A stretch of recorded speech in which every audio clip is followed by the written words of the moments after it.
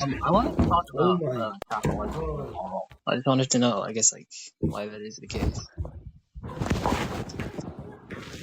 Um, what do you think? I guess when I say immoral, I'm just saying that. Well, I guess it is immoral and I do have a sense of that. But what do you think justifies capital like being privately owned? But I think justifies an action. I don't really, when I look at actions, I don't really like take categories of saying, yo, how is this action justified? Usually I look at actions and I say, how is this action unjustified and why should we ban it? That's usually, it's usually, because if it was Good the point. alternative, Good I'd point. have to look at like all actions and say, yo, how is riding a bicycle justified? How do I come at that? I don't really know what the question means. Yeah, I think that's if you're starting at a neutral point, but I think capitalists aren't starting at a neutral point. They're not just being capitalists. They think capitalism is good and all and it's compared to its alternative of just capital being publicly owned. Well, now we're So I don't critiquing I like don't where think you're capital. just like Sorry, but now we're critiquing like where no, capitalists come from, but not really capitalism.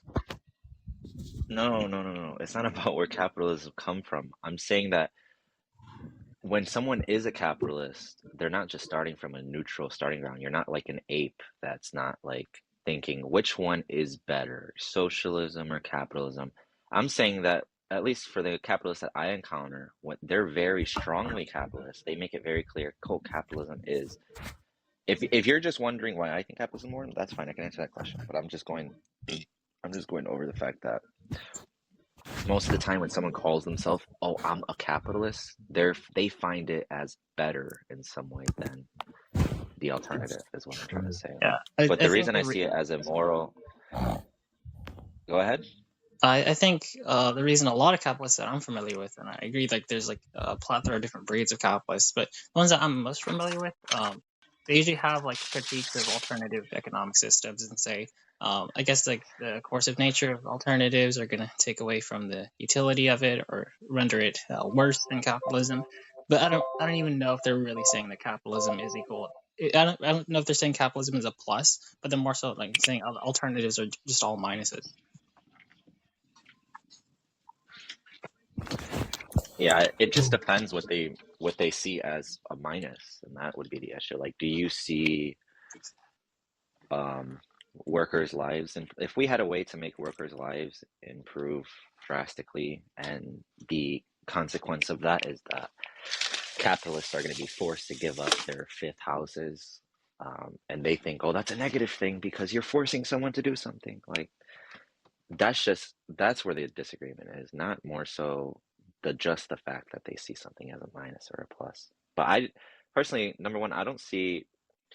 Let me give you an analogy. If there's like a community of 10 people living on a farm, and then this community has been collectively talking to each other and living off this one apple tree, and they say, we all agreed on how many apples we need to eat per season in order for us all to survive. And they've been living harmoniously that entire time. And then one day, another person, a random person from another community says, I actually claimed this tree 10 years ago. And then he happens to have guns, and he points them at the people and he says, if you want to get something from this tree, you're going to have to trade me something in form of your labor.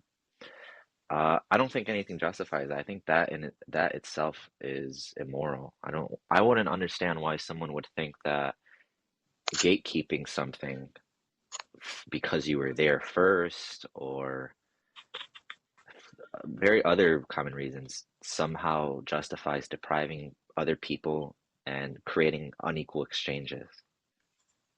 Would you say that the guns are a relevant factor in the analogy? Like, can we operate without the guns? Because I think adding guns would be detrimental towards your analogy. Because like the capitalists wouldn't even say that coercion is. Huh? He's So saying he's protected by okay, so power. when it comes to capitalists, we value property rights. Property rights are going to extend towards the body, like whether you have autonomy over your body. So obviously, if you point a gun at somebody and force them to do something that goes against your property rights, the capitalist isn't going to be okay with that. So I'm just saying, if it's okay, would your analogy work if like the guy didn't have guns? Because the capitalist is just going to say, nope, that's not capitalism. No, I don't look, understand your question. Are you saying Well, you're saying it goes against a principle of property, not a principle of capital, right? Or you're saying a principle of property is identical to a principle of capitalism? Yeah, I think capitalism, and I think property entails capitalism, and I think capitalism is predicated on property. And what's your argument for principles applying to absolutely all things and not, you can't like apply a What, principle only in a particular situation? what do you take a principle to be? I can give you an ostensive definition of a principle. Let me give you an Yeah, example. go ahead. Killing is Then we just killing is disagree. wrong. Okay. Killing is wrong. Yeah, I don't take that to be a principle. I kill strawberries all the time. I think I Yeah, do well, more you don't killing take in that my life. you don't No, you take that a don't. principle for yourself. I'm not trying to guess what your principles are. Yeah. You asked me what the category of principle is. No, I wanted like a set of conditions, either necessary or sufficient, to like identify whether something is a principle or not, or even just categorize what Well, a that's not principle. Like, what do you that's mean not when what you you say just principle? disagreed with. That's not what you Wait, just disagreed with. You said yeah, that's not a principle for me, not in the sense of a principle in its essence. yeah. I thought you were taking like a principle, like killing is wrong as a principle, and then I thought you were going to get me to agree that yeah, that there's a principle like No, no, responsibility no, that I no, no, identify no, with, and no, then you're gonna like no, show no, no, contradiction no, in no, the no, no, principle. no, no, no, no, no, no, no.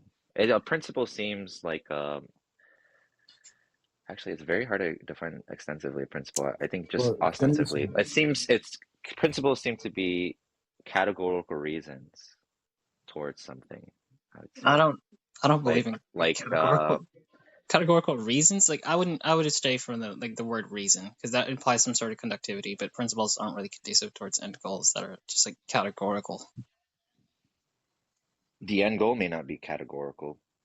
That's not the point. The point is that I'm trying to describe what a reason, the category of reason or category of principle is. When someone says that I have a principle, it seems like they're holding towards some consistent reason. Like my principle, what is your principle for believing that unaliving 4-year-olds is wrong? It seems like what the person is asking for is a coherent reason, like a non-contradicting reason, or a Okay. reason that applies in various circumstances. Seems like that's what they're asking for. Okay, so this clarification is definitely needed, because it now sounds like we're using some sort of like a realistic counter principle, even like Eastern philosophy. Like, I have principles, man has principles, you should abide by those principles, etc. But I was thinking more of like logical principles. So, you're using the former, right? And we'll repeat the question. Yeah, but Correct. even Correct. logical principles don't hold in all instances.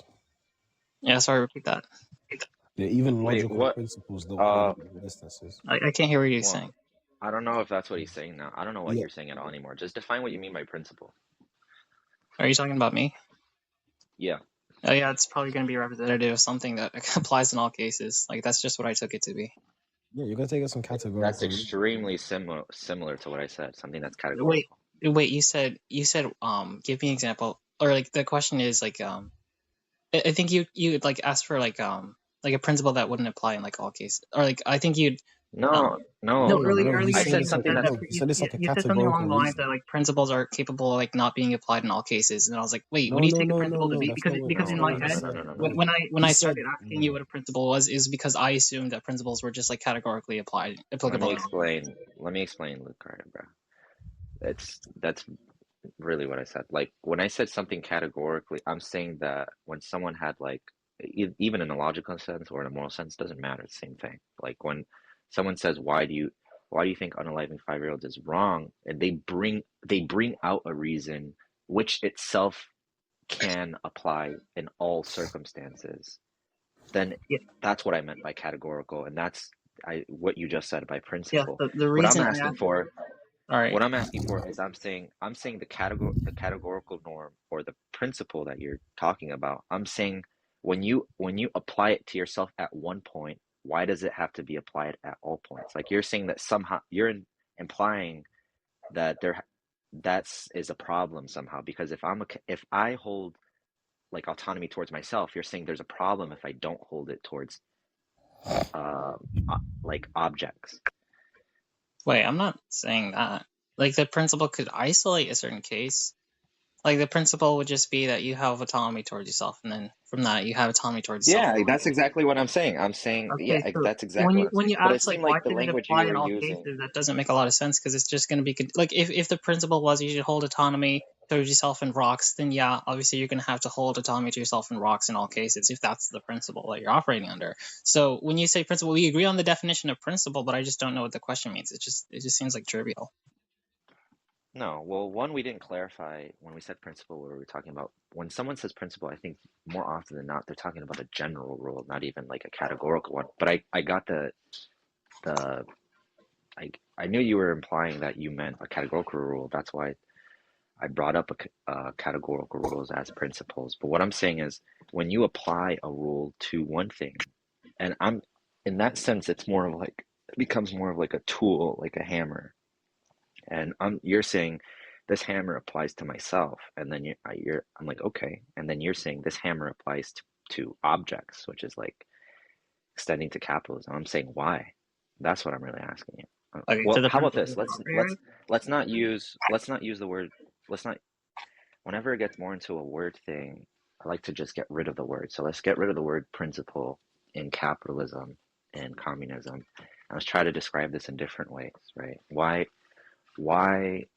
what, in my analogy about the guns, why is that problematic for you? Okay, so I think it's problematic for me, and I guess if we're talking about capitalism, more so it's problematic for the capitalist who believes in property rights. It seems like if you have like if your economic system is predicated on property rights, then I'm pretty sure that most capitalists are going to count your body as property. At least like the smart ones are the ones I'm referring to. So if you use the threat of coercion or a threat of like establishing like an unjustified claim over property, which is what you do when you point guns at people and make commands, that's what you do. That goes against the autonomy or principle, or that goes against the principle of autonomy with respect to its property rights. So the capitalist, at face value, when you ask the analogy, this is why I'm asking if we can get rid of it, because the capitalist is just going to disregard the analogy at all and say that's not a critique of capitalism. That's not even applicable. I asked you to don't use the words capitalism or principle or categorical. I thought we were just Um, like getting rid of the word principle. So I'll just replace the words. I'll just replace what I said. I'll try to do this.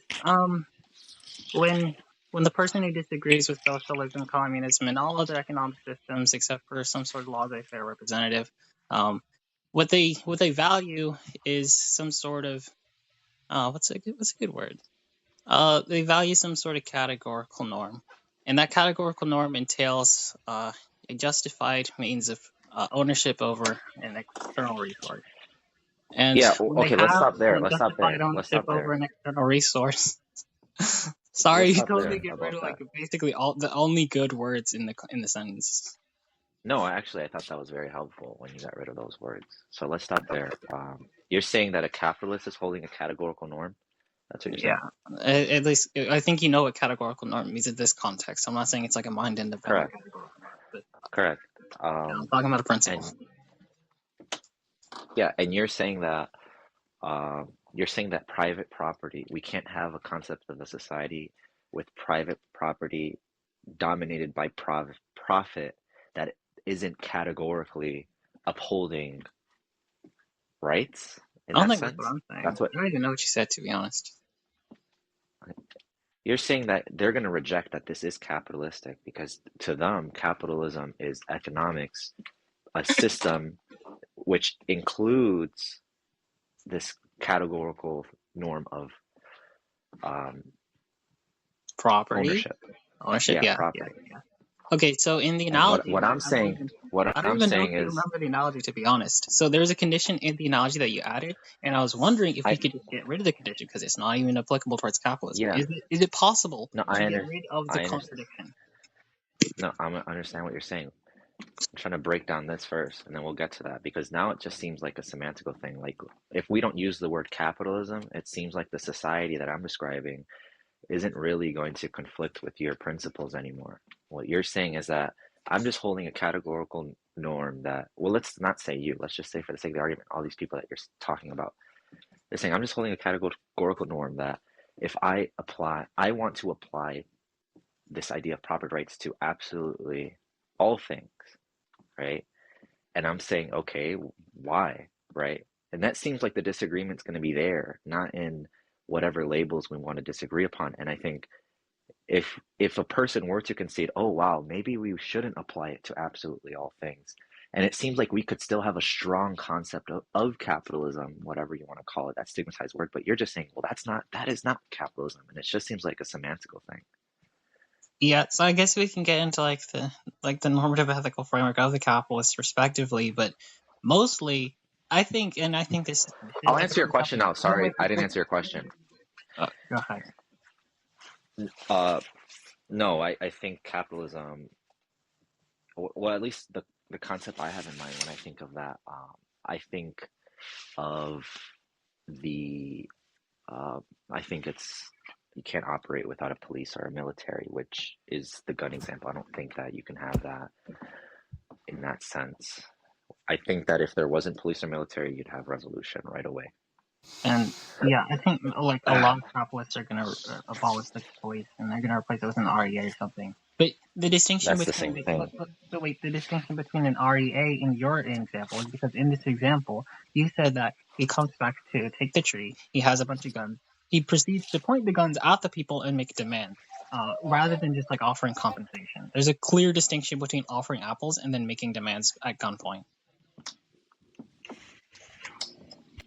Making demands at gunpoint. I don't think so. I think that if the only way that the people can survive is by eating those apples, then the capitalist doesn't have to ask. The people are just going to go do it, or else they're going to die. Okay, good. So we can. So the answer is yes. We can get rid of the gunpoint example, right? Because they're gonna die. They're gonna die either way, right? Yeah, but my point in adding the guns is that the people are just going to revolutionize and kill him if that's not the case. Okay. Well, we can get to like. But according to you, later. that would be a violation of his property rights, right? Would, Even if he was starving them. yeah. So there's like a couple theories of like I don't know if like you're familiar with like too many concepts of John Locke's theory of property, but essentially, I think it's something that most capitalists intuitively hold. I think it's wrong. I think you might as well be a fucking communist if you're gonna say that you have to leave just enough for people to fucking live. That, like, what? Yeah. That seems. Then it gets into why did you draw that line? Why? And it seems like you hold principles of like a socialist, but you just want to uphold. Hold the Then your private property, then your private property argument seems to become weaker. Like, okay, you have private property in all instances except for when no one is able to live. Yeah, I don't think that's an issue because we look at the reason property is even a thing because like property is just like a random abstract. It's just a random concept. Why do capitalists value property? Because it conforms with your necessary conditions of flourishment. What are these conditions? These conditions are life, autonomy, and property. So we're giving these three conditions. We're going to value life. We're going to value This is autonomy. like such We're a also gonna value Randian property because these are necessary conditions for your flourishment. They're necessary conditions property? for your life as an individual. Property is a necessary. Okay, so, rephrase that by saying some instances of property are necessary for my life of flourishment. Well, it's true. I mean, I don't know if I have to get rid of all property. I'm not saying if someone else owning a property is gonna kill me in some indirect way, that's not for my flourishment. Yeah, I'm not saying property is just like inherently conducive towards your flourishment. I'm saying it's a necessary condition. Then why don't you say that? It's not conducive inherently. It is necessary though.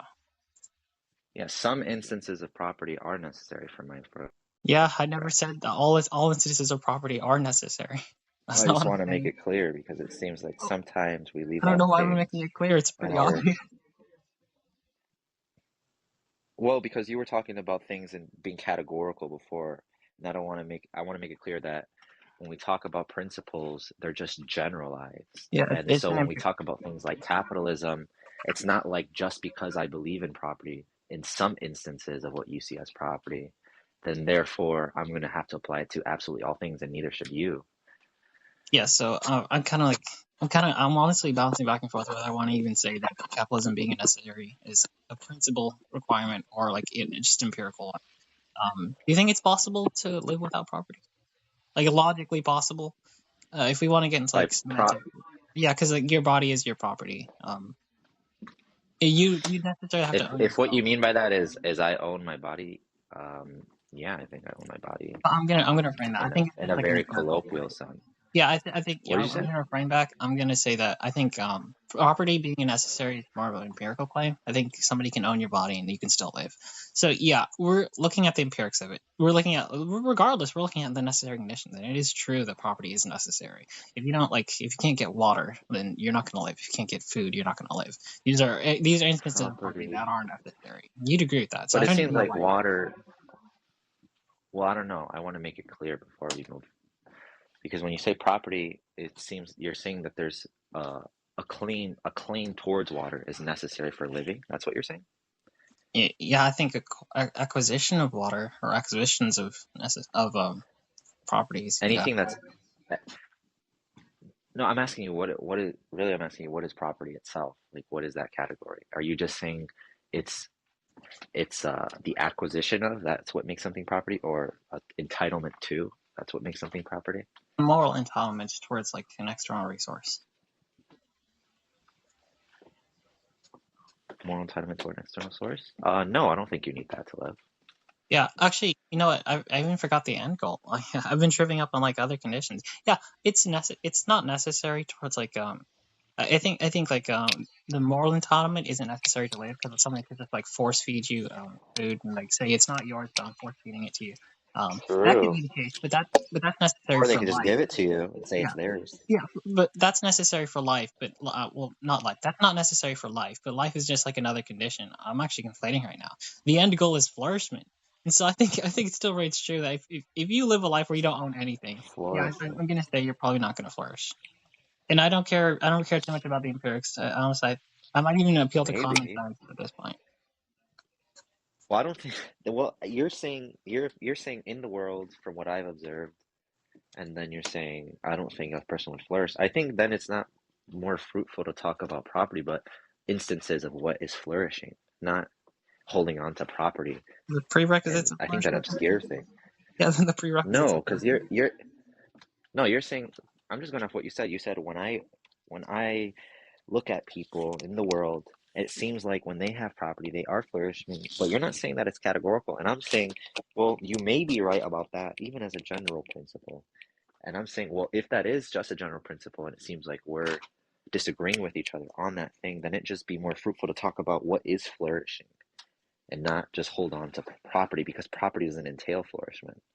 I guess we can define what we mean by flourishment. We could just call that I don't know, some sort of maximization of desires. a maximization of desires. Maximization, I yeah. don't, I don't know what that means. What? Or you can see some just well, we have like maximization with respect towards like some sort of threshold, and then desires is just going to be some sort of cognitive application of values, and then values is just going to be something that So enters the the hierarchy. you're saying that most people getting the most amount of what they want. That's what you're saying is flourishment. I guess yeah, something that's like virtuous. Like I can employ some sort of like Nicomachean ethics into it, but at face value, essentially what I'm saying. I don't think that's true. You don't think? Well, maybe we take Because I think flourishment. by flourishment, it seems like you're saying this falls under the category of flourishment, not, and it's not identical to flourishment. So, like, if you're saying it's identical to flourishment, then it's not normative. Like, flourishment isn't a normative category. But it seems like you're saying when we maximize the amount of values total, or when we maximize the amount of desires a person can achieve total, then that is a good thing. It seems like that's what you're saying. Is I'm that what not you're saying saying? that flourishment is like categorically normative, but I can give an argument of why it ought to be normative. And because, like, to be honest, when we say normative, we're just talking about like conductivity with respect towards an end goal. Like, what you should do is something that is conducive towards an end goal. Like, if I want to get to school on time, I should take a car. It's like as a normative statement because I Oh, I should do it. disagree. No, I disagree. I disagree completely. Well, I can give the You're argument. describing a Maybe you can give your objection. Sorry. you're describing a hypothetical norm, not like normativity itself. Uh, Normativity is just with value judgments, and it seems like that's distinguishing from what you're describing about because I reject the hypothetical norms are normative at all because you can just replace the word ought with have to or necessarily, and yeah, it it's doesn't. conducive. Yeah, That's so what I said. it's not normative in the sense. Do you think when someone says you ought not kill your mother, they're implying can? They're implying no. When I say that you ought not to do something, I'm saying that it's Yeah. it's detrimental towards your end goal. No, I understand that. When someone says you ought, but I'm asking you specifically, when someone asks you ought not kill your mother, are you implying that they have the ability to kill and to not kill their mother? No, I feel like I told you what I mean by odds. Yeah, I don't know. I think that it's not conducive towards their end.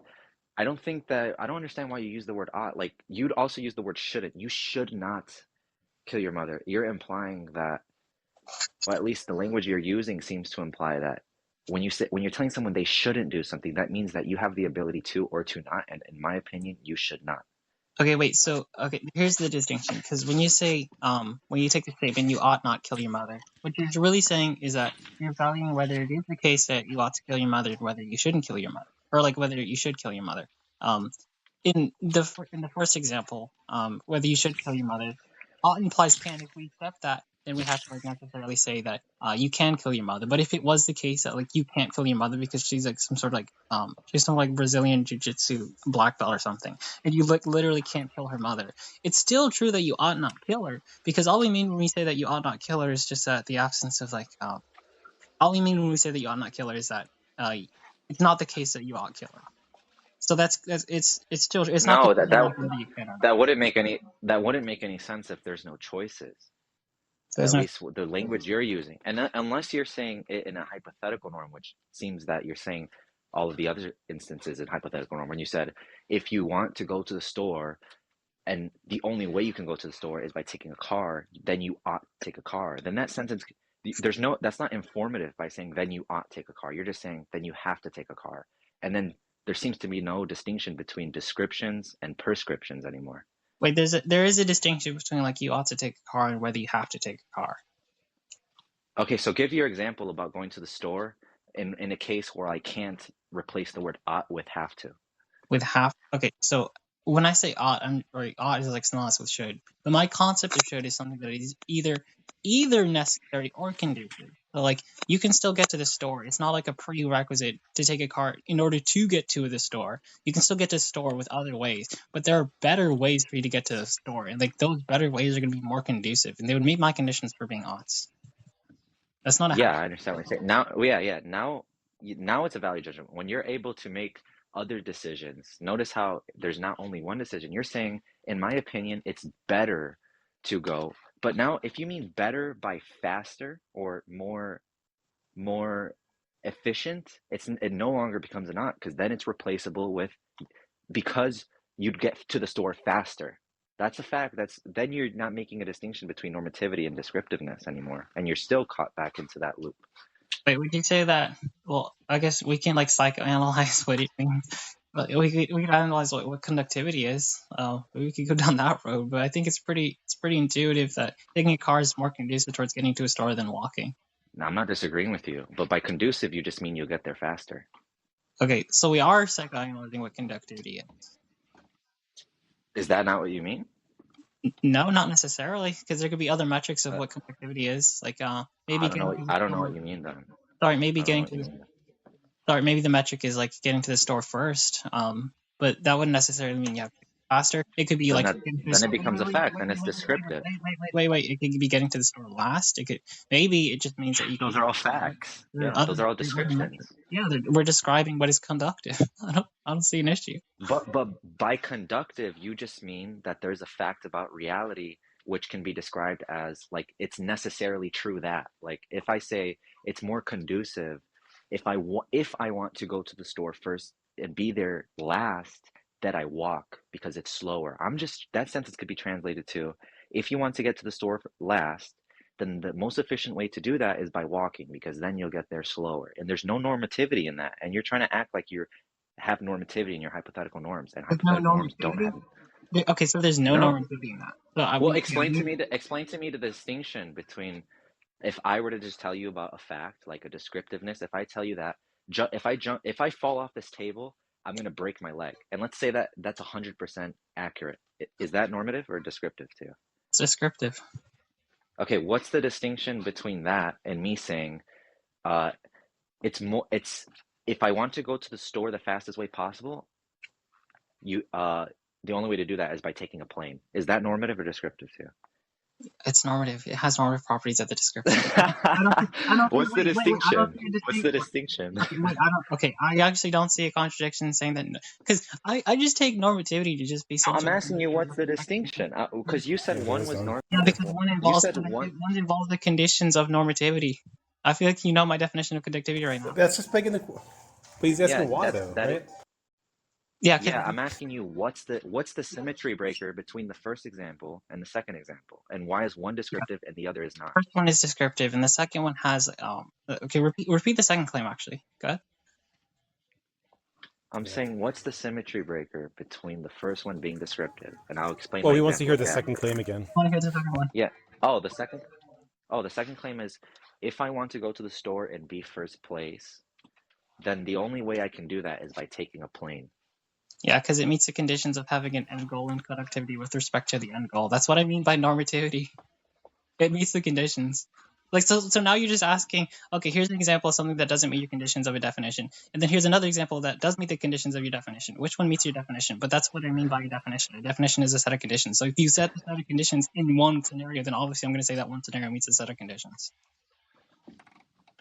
Yeah, I don't understand. You're just saying that, but it seems like traditionally, or at least very commonly in the literature, that what you're describing isn't found. That when someone describes normativity, they're describing a value judgment. And in the case of a value judgment, implying that it could not be otherwise, or it could be otherwise, in the sense that if I value cake, then I could have or could not have had valued cake. It seems like that is the common sense of normativity, even in the colloquial sense of language. And it seems like what you mean by normativity is like a very weird Randian redefining of a bunch of words so that you can call a bunch of stuff objective, or like morals objective and things like that. Is that what you're doing? Is that you're getting your stuff from Rand? Oh, okay. I don't want to out myself, but I'm trying to read more of Rand right now, but I don't. No, Oh genuinely, my I don't. Wait, God, that's no, hold, disgusting. okay, yo, whoa, just no. But no, I promise Read you'll a real philosopher. no, Come on, Read a Lucario. book. no, I am reading. I'm What reading are you, an the animal? right now. There's just like I don't see No, any other compelling Rand just argument. redefines a bunch of things, and her epistemology is trash. She's a The direct wait, realist. okay, Tim just Cook like is a stop direct harassing realist. me. You're honestly gonna get banned for like bullying and harassment. You're like harassing me right now. But Bruh. I This man really said I'm harassing him. your definition of normativity because like honestly I need to like I don't want to like be super pedantic, but like when you're evaluating like Yeah, I think normativity.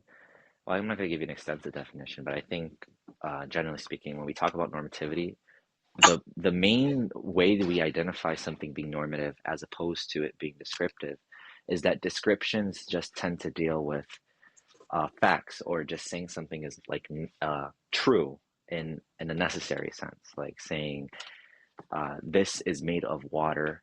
And I'm not implying that it could or could not be made of water, not in an epistemic sense, but in the sense that if it is the case, then it could not be otherwise. And it's not dependent upon my stance. And it seems like when we talk about normativity, we're saying, um, if I have an opinion that I ought to do this, it seems like I could decide not to do this and go a different way, and it doesn't affect the truth of anything there. Like if what your example when you said, if I want to get to the store the fastest way possible, then I should take a plane. To me, that if that sentence can be translated to, if I want to take the plane the fastest way possible, then the only way to do that is to take a plane. It's like I'm describing something and not putting on a value judgment onto anything. And prescriptions seem to deal with value judgments. But if you said something else, like we said before that, where you said, if if you want to go to the store, there's a couple options. There's a car, walking, a plane, and a bus. And personally, I think you should take the bus. And I'm not talking about getting there the fastest, what blah blah blah. I'm just making a value judgment. Then that's normative, because it could have been otherwise. And there's no. It seems weird when we talk about normativity without ought implying can. That's what I'm really saying. sorry, do you think there's like a contradiction with our definitions of normativity? Like do you think like ours are exclusive between each other? No, I just think it's a bad faith definition. Definition? Yeah, I think it's an attempt to use stigmatized words as like weapons, like objectivity, ought. No, And I think because ought and objectivity are like stigmatized in the sense that we would rather have objective morality rather than subjective morality, or we when we're talking about ought and it's very commonly used in a different way, then we can apply those rhetorically towards a person talking in a different sense. And I think that's what you're doing. I don't. I think mine. Honestly, I think mine corresponds with reality better. Because I don't really. Because your definition, honestly, the most I got from it was just like value judgment or like value assessment. But I don't think that really tells me too much. I think the same critique could also apply to yours. Like we're just like describing like what your values are. Or like we're describing like. Because honestly, I don't even know like what metric you're using to like describe your values. It seems like so random. Um, No, you let's just say no. I don't think that's relevant. Like it can be a factor. It can just be my psychology. It doesn't matter. My point is that what I take most people to be saying when they use the word ought or should not is that they're implying can. I think that is overwhelmingly how we use that language, and that's how it's used in the literature. And I think that a redefining of it, I also don't understand this idea that I think it corresponds to reality because definitions are all just contextual. I don't understand that claim, but we can throw that away. And I still don't understand why someone would use that should in such a way that blurs the line between how like 99% of people are making a very wide line between normative and descriptiveness in terms of value judgment versus non-value judgment. Like, there's no value judgment in saying that if I want to go to the bus, I have to walk there. There's no value judgment in that. You're It's just a fact. judging your values, and what are you going to do to achieve your values? I think that Do you, captures what normativity means. Like, oh, I think you're just playing with words now, like on purpose. That's my bad. I can't hear you. You sound like a fishbowl, bro. I can't hear Wait, you, hold bro. on. Hold on. There, you're better. You're much better now. But yeah, no, I totally begged the question for a second. Just ignore that. Then I didn't say that. I think when you're judging your values and you're gonna make decisions on what you're going to do. Your actions, you can only ever do what you value, right? Because I mean that's like basic praxeology. You can only ever act towards your values, and so when we're talking about normativity, like what you should do, because I mean you can agree that normativity has something to do with what you should do, right? Yeah, but I think that's meaningless now. Okay, If okay, me and good. you agree on that word, I think Well, I yeah, think that's all I the needed. only agreement. Sorry, that's all I need. Because like when we're talking about like what you should do, do you disagree with my definition of should? Because then if we take the concepts of like my definition of should and then my application of do, like your actions, I think my definition it's almost like it's almost synonymous with those two words in conjunction. I think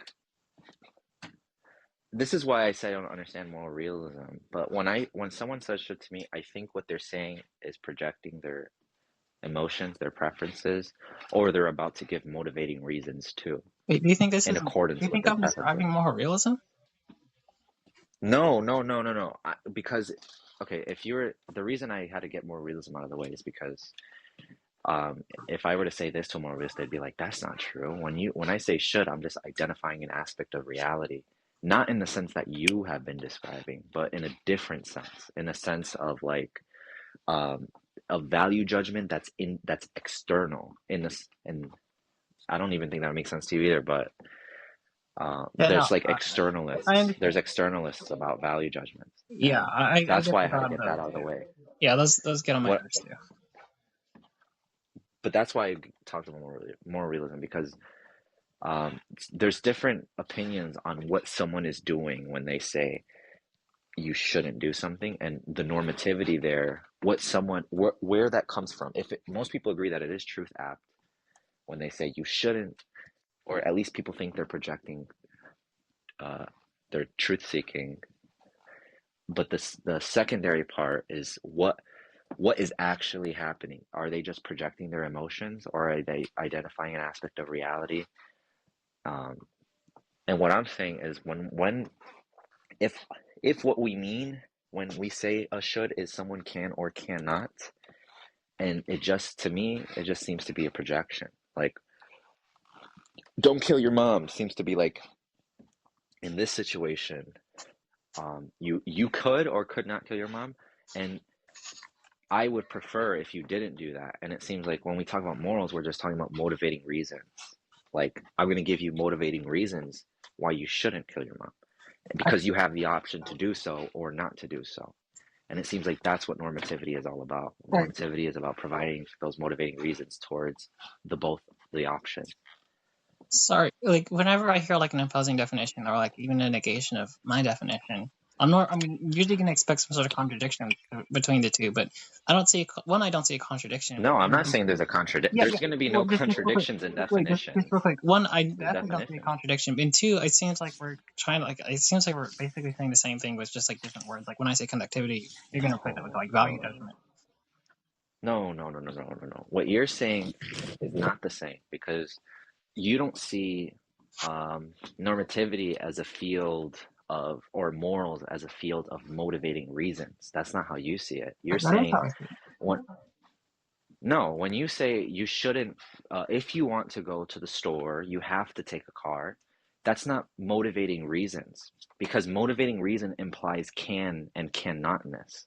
So if I do want to go to the store, it is a fact of the matter. I don't have a choice on whether I can take a car or other things. So there's no motivating reasons. There's no chance for us to discuss what I think you should do and provide a motivating reason for that. Wait, I think you're like encompassing the end goal in this, but I mean, well, I'm just regarding the end goal. We're talking about your actions here. When we're talking about morality or like normative ethics, talking about what you should do in the situation. So, given the end goal, we're talking about motivating reasons why you should take a taxi to get to school or something. We're talking about why you should not kill your mother if you want to like have a happy life, if you want to have a flourishing life, or No, I think I understand what you're saying, but I don't. It's not the same. When you say motivating reasons, you're not saying, like facts that are loaded with normativity in a sense. That's different than just saying the fact itself.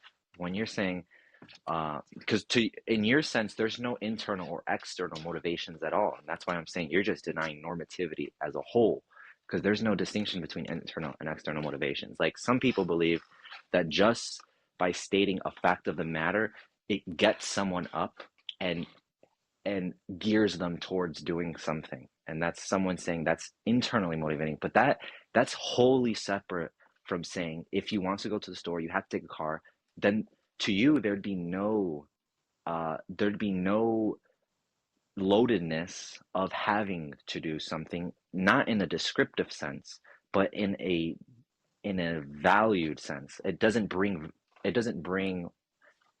valueness, because valueness implies canness and cannotness, and you don't have an option, because what you're talking about, you don't have an option on whether you can take anything or not value it. If you value this, that's not a thing under your view. sorry, Your view is just about facts of the matter and not valueness or normativity. Okay, so it doesn't sound like we're trying to get rid of like connectivity, but are we trying to get rid of the end goal in my definition? Like, is the end goal like the problem? Like saying if you want to get to school, then you should do X. But like whenever you Well, say you're just describing a hypothetical norm. That's yeah, what you're. but no, You know what that that's is, what I'm right? saying. No, that's what I'm saying. Whenever you say that you have like motivating Yeah. reasons, well, okay, what do you mean by reason? If not with respect towards an end goal that is hypothetical, they're inherently hypothetical. Hold up. Give me a second. Yeah, just what, like when you say motivating reasons, I don't know what reason mean at this point. Hold up.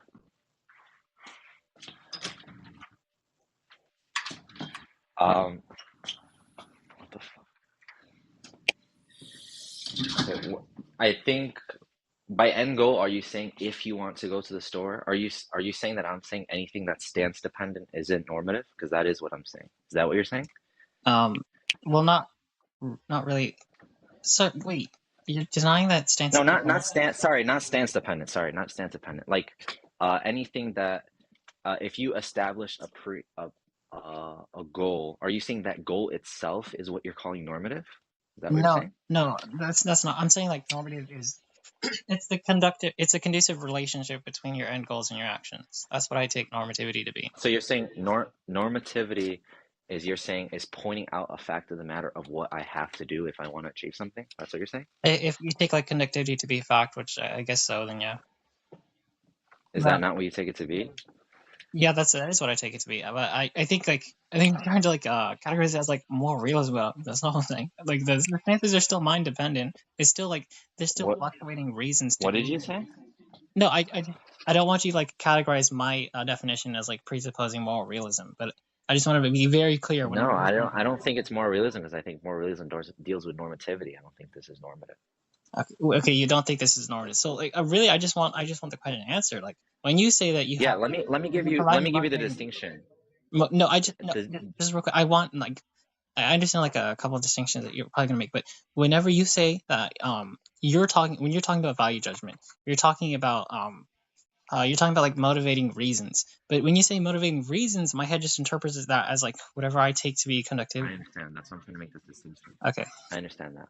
That's why I'm trying to make this distinction. And I'm not um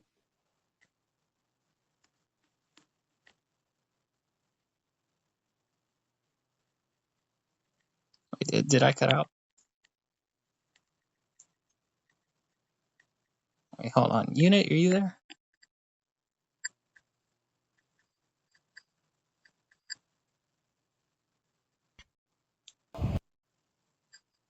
Unit, I saw you on mute, buddy. Come on, I know you're there. Oh, Juju cut out. I knew it. Thanks, Mike. Thanks, Yeah. Brandon Mize. Oh no, I hope his phone didn't die.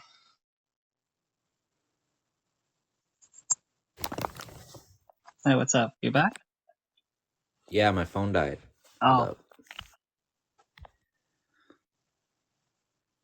we're about to get into the juiciness.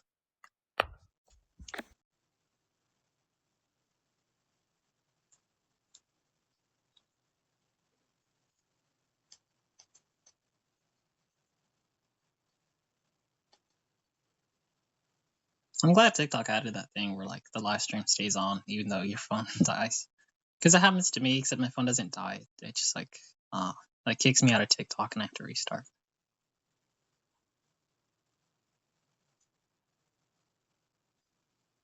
all right, talk. Let me see if you're in my ear now. All right, checking. 1, 2, 3. You there? Yep. Okay, yeah. Okay. So I was gonna make the distinction. So I guess you are right that it is about getting rid of the end goal in the sense that it's fixed. Like when someone makes something judgment and they're saying you shouldn't do it, there's two types of judgments. One in which the should not can be replaced with you if you want, you have to. And then there's another sense of it, which is what I'm talking about, which is what I think philosophy is concerned with when they're talking about normativity, is when they're saying you should not, they're not talking about any end. They're just giving some opinion, some value, and saying you can or cannot, and I prefer if you do this. Yeah, when it comes to like ethics and like I guess personal ethics or like what you're going to do, I don't really. It's kind of like it's a similar critique with moral realism because like moral realism, if it was true, it's like a categorical reason, it's a contradiction. But if it was true, if moral realism was real, that gives you a sense of independence. Sorry, there's a lot of background. Is my feed coming in? Oh, my bad. I mean, chip. Okay. No, but like the same critique applies with like moral realism, in my opinion, in your definition of morality. Because if moral realism was true, which it isn't, but if it was, it's going to give you like moral facts, and it's going to tell you this is moral, this is good, this is immoral. You shouldn't do this. But that has nothing to do with your actions, which you're going to do. Like you could find out that like helping innocent children was actually morally, which it was just like Yeah, correct. No, I agree with you. it I was like agree. incredibly It's absurd. called the no, I agree. It's called the queerness objection, right? J.L. Mackey's queerness objection. It's just saying if moral facts do exist, they're like queer in the sense that it's the most irrelevant fact about reality because it has nothing to do with what I care about, what I want to do. Yeah, so with Um, the queerness objection, it sounds like the same critique could apply. Like when we're talking about morals, and then we have like let's say Unit told me that he would prefer if I didn't like kill my mother. Well, like premise one, Unit doesn't like when I kill my mother. What's premise two, and why should I care? Like that has nothing to do with what I'm actually going to do. And No, value, no, wait. That's I think the point. That's the point of moral discussion. It's you have a preference, and then you're going to provide motivating reasons to a person, and those and maybe you motivating can reasons are change their preferences. sorry. What does That's the motivating goal. reasons even mean, if not conductivity? I don't know what you're asking. Okay, Connectivity to what? connectivity towards It's like saying when I. you It's say saying I. Yeah. It's saying this. It's saying I. The difference is you're saying if you want to do this, you have to do this. I'm saying I want you to do this. I'd rather you do this, but you have the option of doing otherwise. well, That's the distinction. Like if I say I'm gonna try to motivate you to work out, I'm implying that you have the option to work out or to not work out, and I really want you to work out, so I'm gonna try to provide reasons to try to change your preferences so that you want to work out now. you're gonna provide what I'm gonna provide reasons. I'm gonna provide reason? facts, Yeah, I don't know and what the reason facts. means. Yeah, I really don't know what reason means. Okay, here, let me not use the word reasons anymore. I'm going to provide facts to you, and the facts I'm going to try to provide to you with the purpose of trying to motivate you to do something that I want you to do, Motivate me? to behave in a manner that I want you to behave. Do you mean Does to that make when sense? you say motivate? Do you mean like try to apply values? Because like values, like When I what do we mean when we say when I value? say motivate, I'm just saying trying to gear you towards, Yeah, I feel like you're trying using to like a fill bunch of words you. that just I feel like you're using like a bunch of words, any words except for value. Because I think if we use value, then I think that commits you towards like something representative of my definition. And I don't. And I not No, only no. do I not. I I made feel the like we're saying that. distinction clear. I I You're saying I if really you're don't see the saying no distinction. matter you're saying if you want to go to the store, then it is good. And I'm not saying it that's different than saying I think it is good to go to the store in my sense. Because when I say I think it's good to go to the store, I'm saying I would prefer if you go to the store. And if you want to have a moral discussion, what that discussion means to me is I'm going to provide to you facts with the purpose of trying to get you to do what I want you to do, to behave in the way I want you to behave, to not kill a child, to not kill a 5-year-old sitting by the pool, to not jump off a building, to not those I'm going to provide you facts in accordance with my preferences in a manner in which I want you to behave. That's different than what you're saying. And you're saying I want there's an established goal. If you want to go to that if you want to effectively efficiently do something, then there's only one way to do it. And that's more of a fact of the matter. And the other one is more of a value judgment, more of saying I want not value judgment in the way you mean it, but what I'm saying is more of ought implying can, and yours is not implying can. Yours is just you're saying there's an ought where there's no can. There's only one way. And to me, that seems like no different than saying if you fall off a cliff, you're going to die. Okay, I think I see what you're saying. I'm so done. I don't know why I didn't see that earlier. But yeah, I think so. What you're saying, like, correct me if I'm wrong. You're saying that your definition of morality is going to be motivating reasons, and it's going to be discourse about like those motivating reasons towards like Correct. yes, okay. And what I'm saying is just like it's strictly empiric. Like I'm not getting towards like any Yes. moral thing. I Okay, understand. okay, that's my bad. It took forever for me to see that. Okay, that's my bad. But no, when because I think my definition is honestly, I think my definition is like a subcategory of yours. Like you're gonna try to provide values, but that's not like No, I agree. I use we all use language in both senses. Like when I say, well, you shouldn't do that. A lot of the time, what I'm saying is that's not going to achieve what you want, what you're saying. A lot of the time, I am saying that. sorry, But but the that, thing is, like with my definition, I'm not trying to exclude. I'm not trying to exclude like the motivating reasons. So like this is why I need to know what motivating reasons meant because now that I understand, I can confidently say that you can provide like in moral discourse, you can provide motivating reasons as to why you should not like terminate your mother. Like you can look, yeah, like you can look at like a person and say, look, you value life, and if you value life because you're living, there are good ways for you to live. And if there are good ways for you to live, then you should act towards those good ways.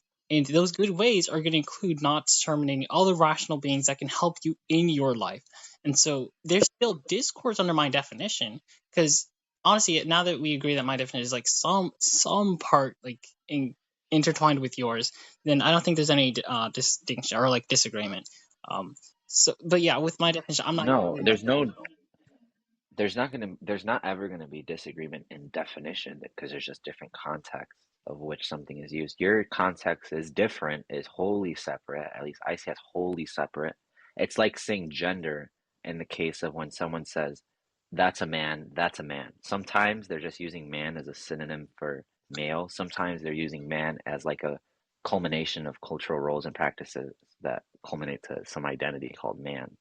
That's like that. There's no wrong use unless you're equivocating on the use. But just by having different definitions is not, there's nothing wrong with that. I'm just saying that what you're talking about is saying like there's a piece of paper and then there's like an ant on one line and it's going to get to the goal is to get it to the other line. You're saying if this ant is to get to this line, it ought walk across the line. And you're just saying, what I'm saying is that language can just be translated into other means in which I'm not conveying my oughts. You're just saying if the goal is to get the ant to one end to the other end, then it's necessary that this ant walk across the line. And what I'm saying is not necessary. I'm just saying I want you to do something. And by when I say ought, I'm just talking about my wants. I'm talking about my desires, my preferences, my psychological state. You ought not. I don't think people ought. I think killing is wrong. I'm saying personally, and I'm just projecting preferences by saying that personally, I'd rather you not do this. And it seems like there's the end in that is not the same as the end in saying necessary. Because in my case, I'm implying that a person has an option to or to not, and so they're going to say, well, why? That begs the question, why? And then that's where my sense of motivating reasons, I'm going to say, well, I'm going to provide you this. And the goal is to gear you towards behaving in a way I want you to behave. But the key difference is that the person does not have to behave in the way I want them to behave, that they have freedom. They can behave this way, they can behave that way. That's also why I don't understand Wait, moral realism. do you think mine excludes freedom? I do. I don't think that's the case, because when we're talking about freedom, we're talking about your ability to act without restrictions. So I think if we're Well, disregarding freedom, like if you're saying my definition disregards freedom, even though I think we can kind of agree that mine is trying to get more like facts of reality. If we get that mine has more facts of correct. reality, and what mine is trying to get at least is facts of reality, then I think it would just be a fact of Correct. reality that you don't really have freedom, because like if we're casting out freedom as your ability to choose, independent of like conductivity or independent of your end goals, then I just disregard with the concept of freedom. I don't think you can ever act that is not Okay, let's conducive get towards rid your of. end goals. Well, maybe not, Let's maybe just get. irrationally. Like I think you can act irrationally and you have the freedom to do so. But if you want to act rationally and you want to act like towards your end goals, which psychologically you're restricted, you're literally restricted towards only ever acting towards your values. I think my definition encompasses a rational way to achieve your values and a rational way to flourish. And if you know the facts, what is conducive towards your end goals, then I think psychologically you are like limited. You're almost a slave towards these conductivities, and I don't think that's really a problem. No, I think the key is that you're just pointing to facts and pointing to facts.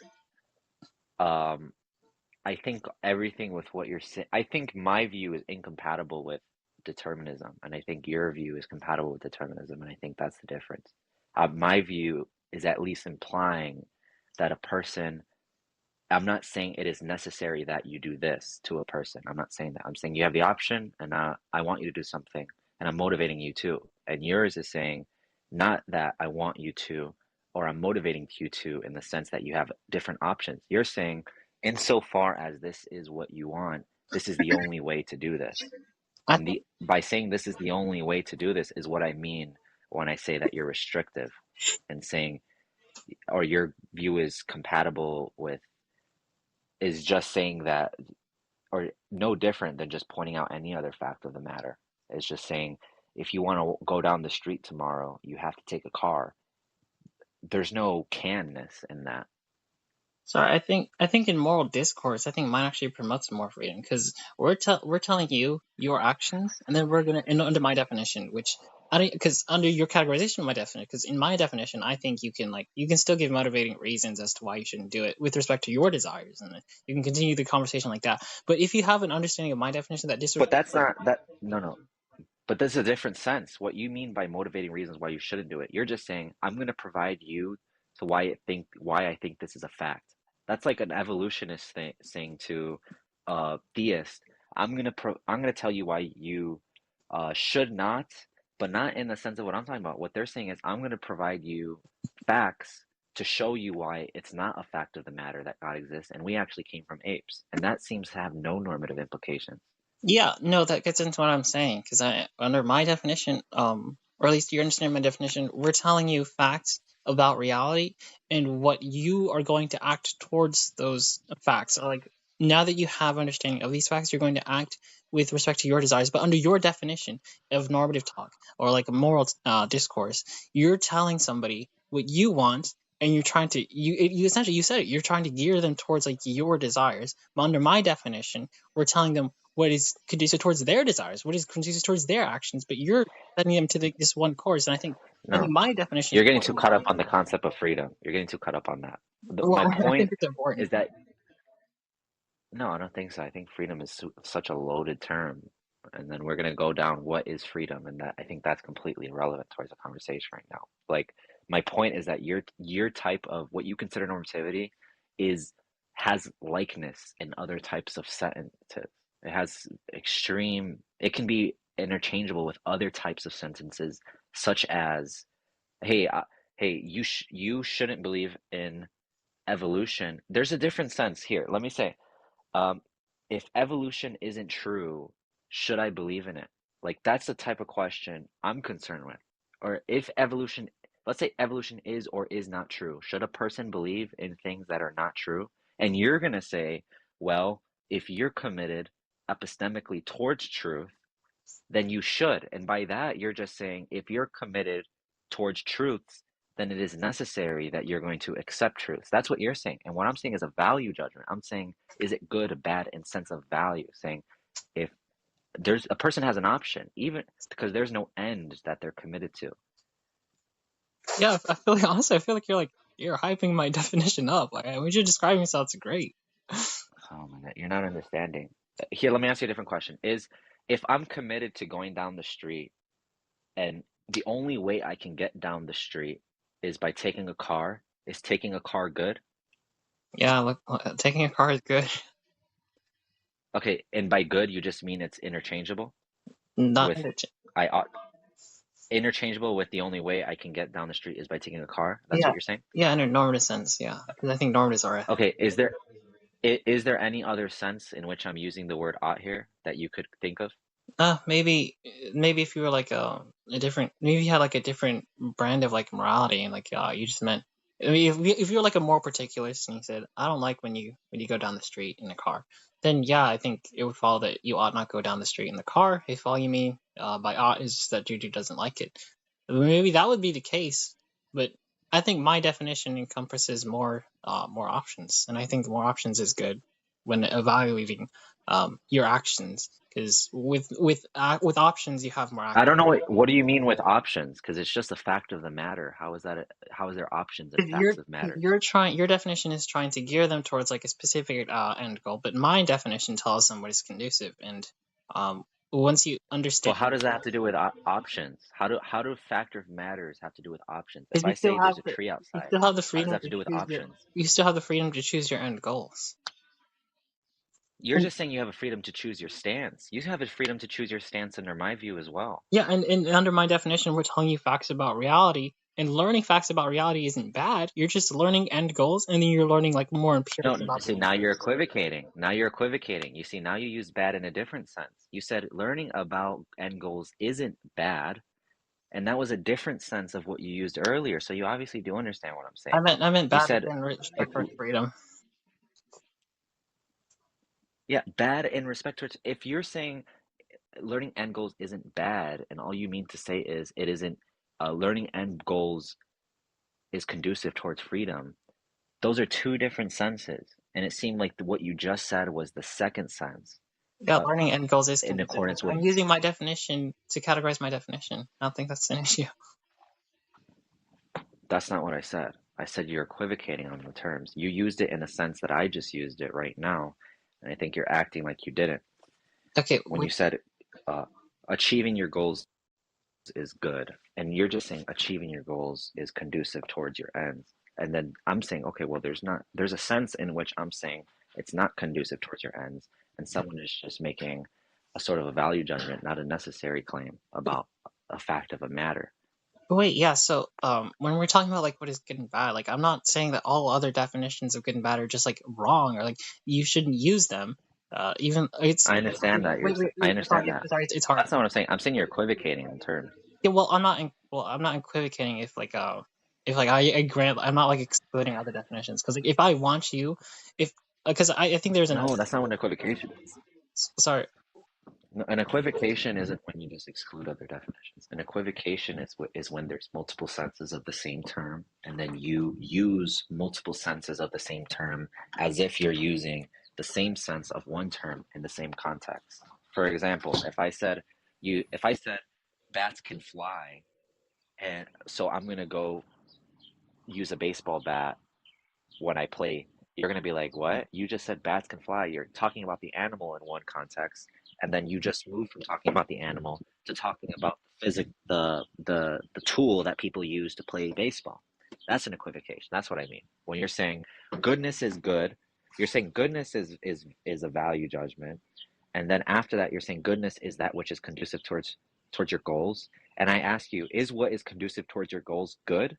And in that sense, I'm not asking if it's a synonym. I'm asking if there's another sense that can be applied to goodness being or conduciveness towards your goals being good, not in the sense of replaceable with necessity, but in a different sense. And then you answer that question with the way I used goodness, and that's why I said you equivocate. Yeah, that's why I'm saying yes, I agree with that, but I don't think that's an issue because I'm not excluding your definition. So I think it's fine for me to use your definition of good, as in like I like it, like as I guess like however the answer you realize is going to cash out the word good.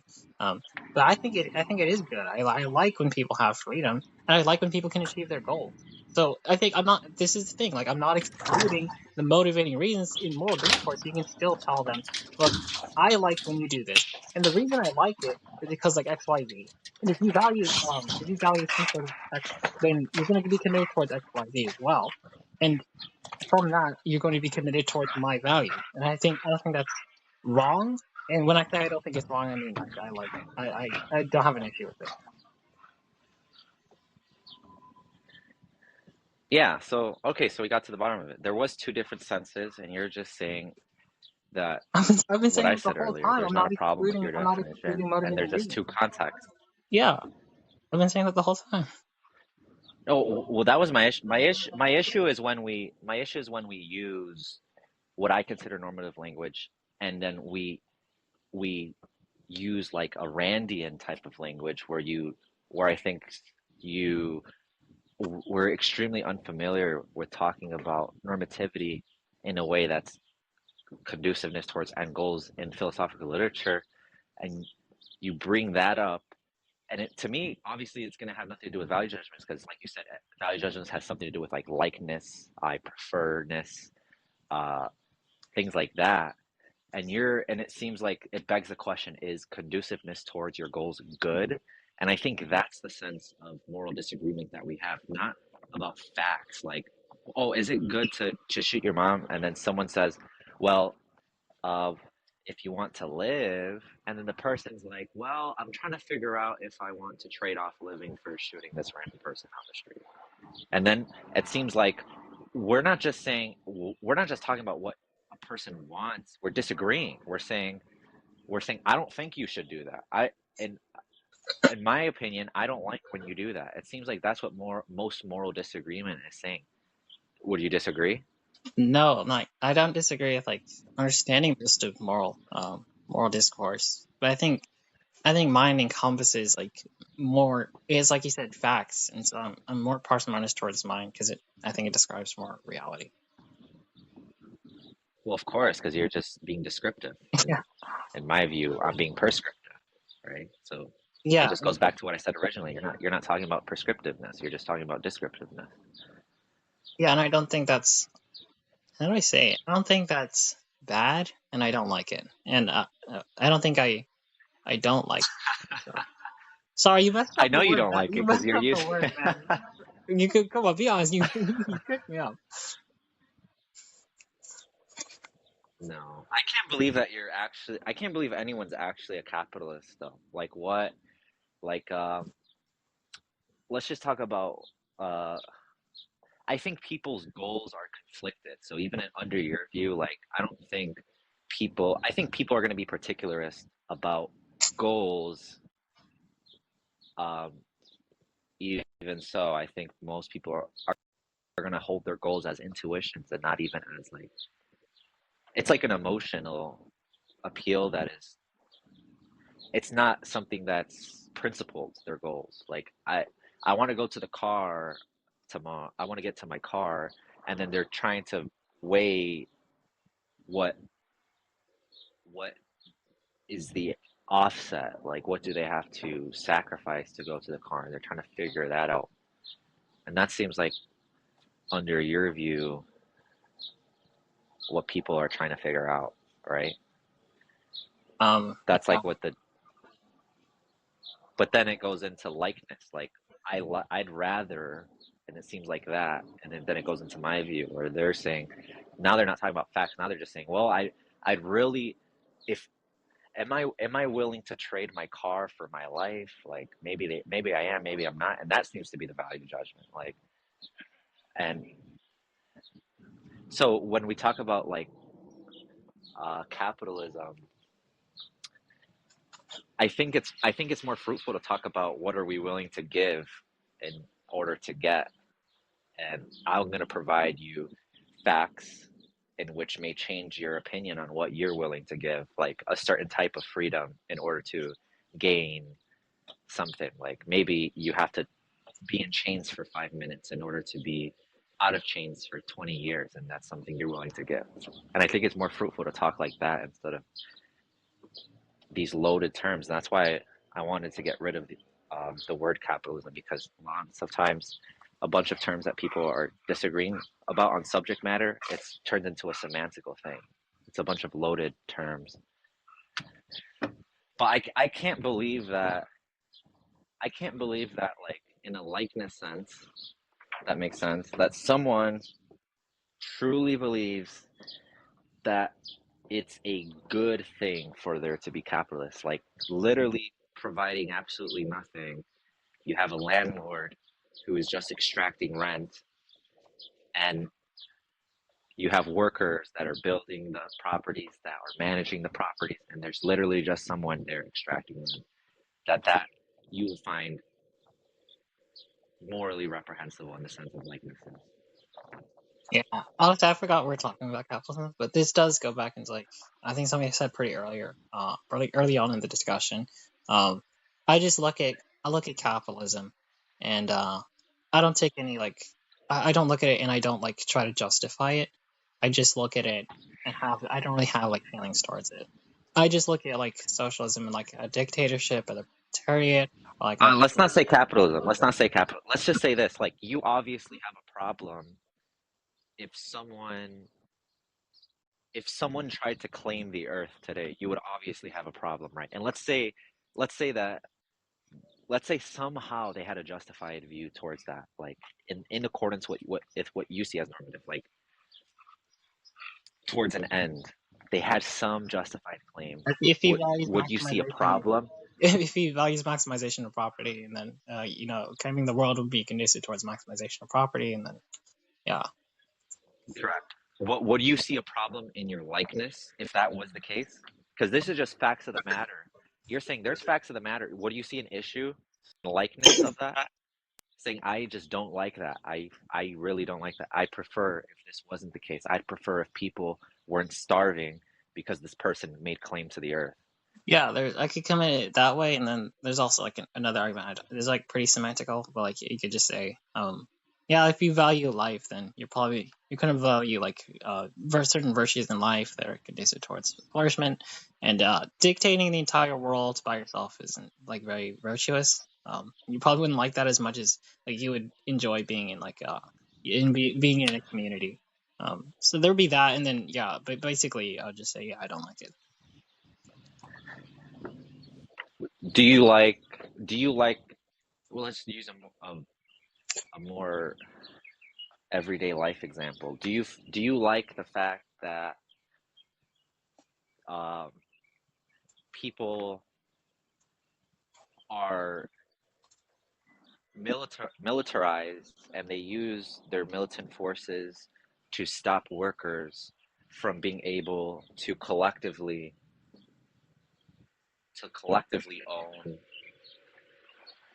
things that they need to survive, like food and water? Do you like that? Is that No, something? no, I dislike it. Bro, you're a communist. Oh wait, if by communism you just mean that there's no state government to like impose on people's rights, then No, okay. let's just say this by communist, I'm just gonna say this, that you have a strong preference, and that you would rather people not use militant forces to gatekeep things that are necessary for living, and you'd rather there be decentralization and communalization, and you'd rather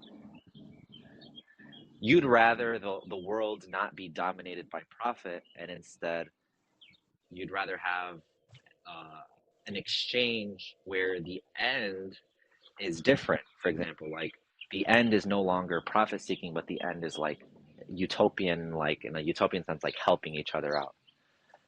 Sorry, wait, do you think that laissez-faire capitalism advocates for the government to like prevent like a large group of the proletariat from like collectively owning something? If they voluntarily own it and they voluntarily agree to share the not profit, but to share the means of production, if they all consensually agree, then that's compatible with capitalism, and that's why I like capitalism. You can still have like these No, no, socialist programs.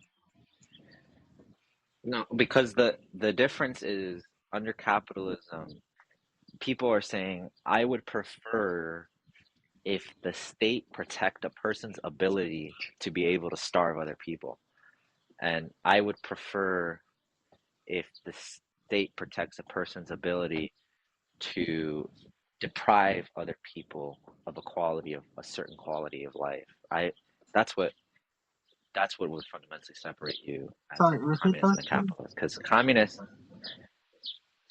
I'm saying that what would separate you um, from being a capitalist, if you were a communist, is the capitalists are saying, I would prefer if the state enforces a person's right to be able to deprive people of water or food or this or that. And then the That's what alternative. they're saying.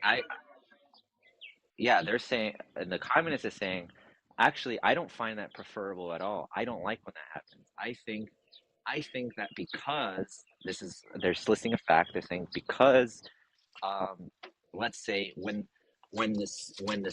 our society is ran by profit, and there are allowed to be people who own things proper um, own things privately, and they have the ability to deprive people down to bare minimum living needs, that they will do that, and I don't like when that happens. And so I'd prefer if the state didn't protect the ability to do that. And so I'd also prefer if the state, if like a central force mandated that things be collectively bargained and collectively democratized and collectively owned. That's the difference. Sorry, you still have you still have an REA and communism, right? A what? Rights Enforcement Agency. A Actually, rights? I actually, don't. you know what? An agency It's that like would be rights enforcement.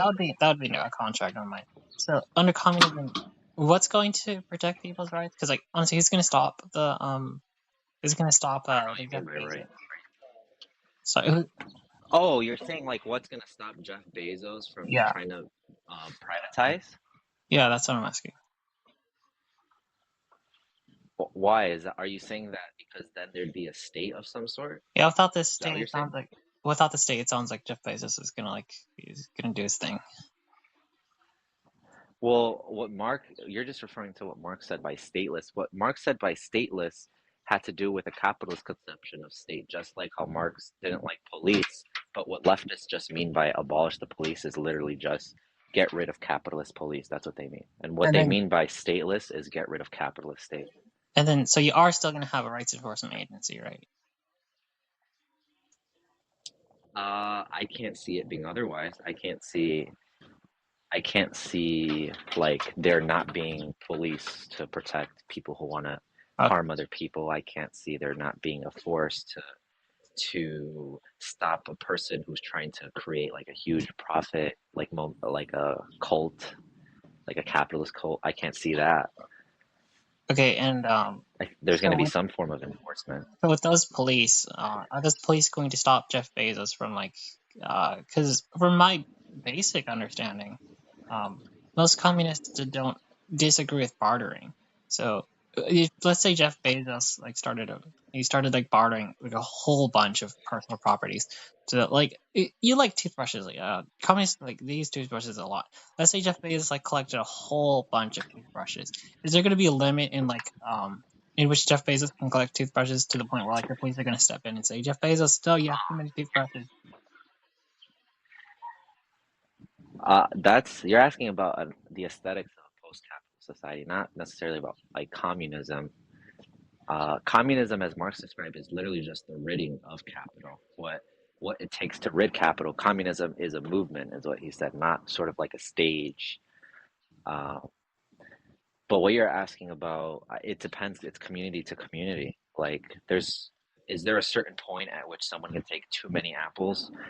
I'm sure there will be, in the sense that there should be a certain point in which today I think like a billionaire shouldn't just be able to go and buy all the food before it starts affecting people drastically in that same sense. But it's just community to community, just like today, it's state to state or city to city based on how much food there is. Where I think we should tell a person, well, you're doing too much now. You're buying too much toilet paper. You can't do that. People are gonna start having to wipe their ass with paper, if you buy all this toilet paper. Yeah, so there are going to be restrictions, right? And I think it's the application of Yeah, of course. I think it's the application of the restrictions that I like. I think most capitalists just disagree with because like obviously you're gonna The have to like take applicate. away from his What is that? you're gonna have to like take away from Jeff Bezos and like or like you're gonna have to like throw him in jail or like steal essentially like steal his property, steal the things that he had bartered for and he traded with to earn. And so I think it's the acquisition of those resources that capitalists just find unjustified. Oh no, no. And Marx makes a distinction between barter and like what we consider market in today's society.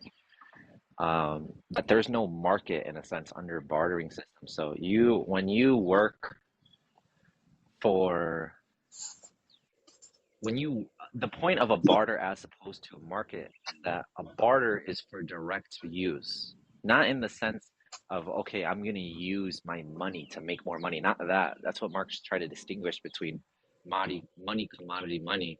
Like when you use money to get a commodity for the purpose of getting more money. And that's what communists are fundamentally against. They're saying, I don't think you should be able to use money to get a commodity to make more money, but you should be able to use a commodity, exchange it for money to get a commodity. You should be able to do that. Like you should be able to get a pencil, exchange it for like a voucher or like a dollar or whatever, and be able to exchange that for something which um, can be bartered and seen as equal, and they're both directly for use. Not that I should be able to exchange my pencil for a car and then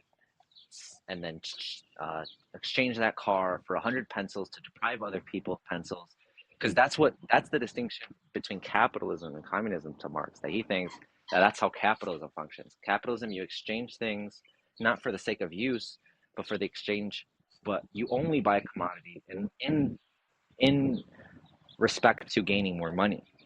And so sort of like think of like a sneaker scalper, those people who buy bots and they use their money to buy bots, commodities, to buy other commodities to in the end get more money.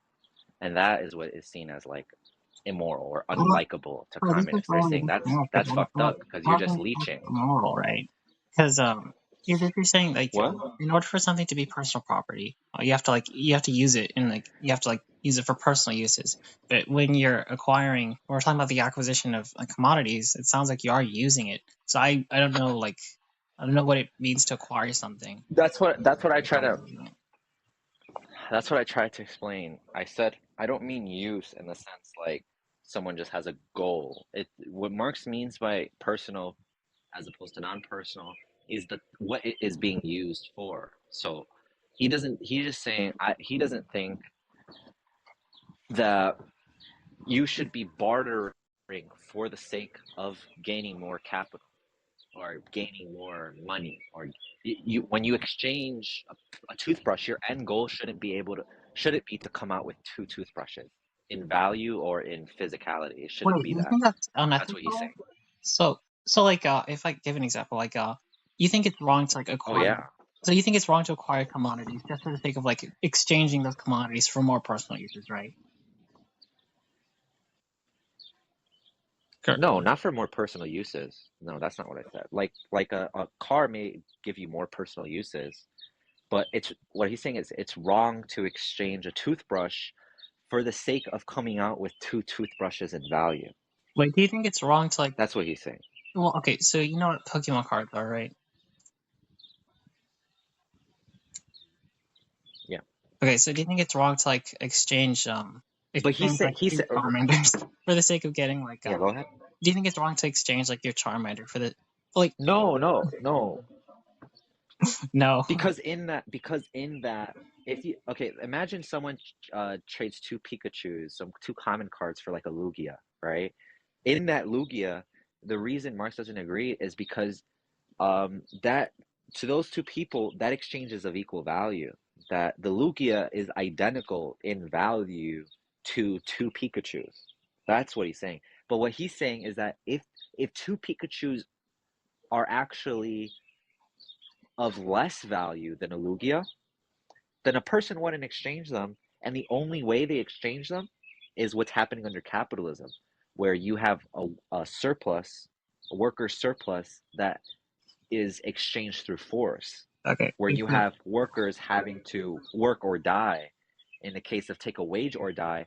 And the only way an unequal exchange can occur is under capitalism, or not under capitalism, when you're threatening someone in some way, coercing in some way. And so now they're saying, well, if you want water, you have to, if let's say a person's standing in front of the lake and they're saying, if you want water, you have to bring me two Pikachus every day. And let's say 1 cup of water is 5/10 that of two Pikachu cards. That's the only way unequal exchanges happen, according to Marx. So like a couple Otherwise, things. otherwise two people wouldn't exchange a Lugia. Yes, a couple things. You are like I don't I would need to see like some sort of like justification for like this evaluation of of values. Or like at least like an understand or like an assessment of values. Because would you believe in like an all objective standard of value? No.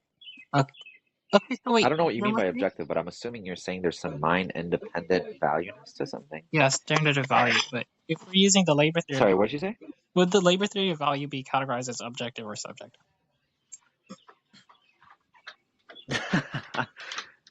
No, bruh. The labor theory of value is not Marx saying that there's real values or Okay. that there's objective values. The labor theory of value is more of like a predictive method of capital.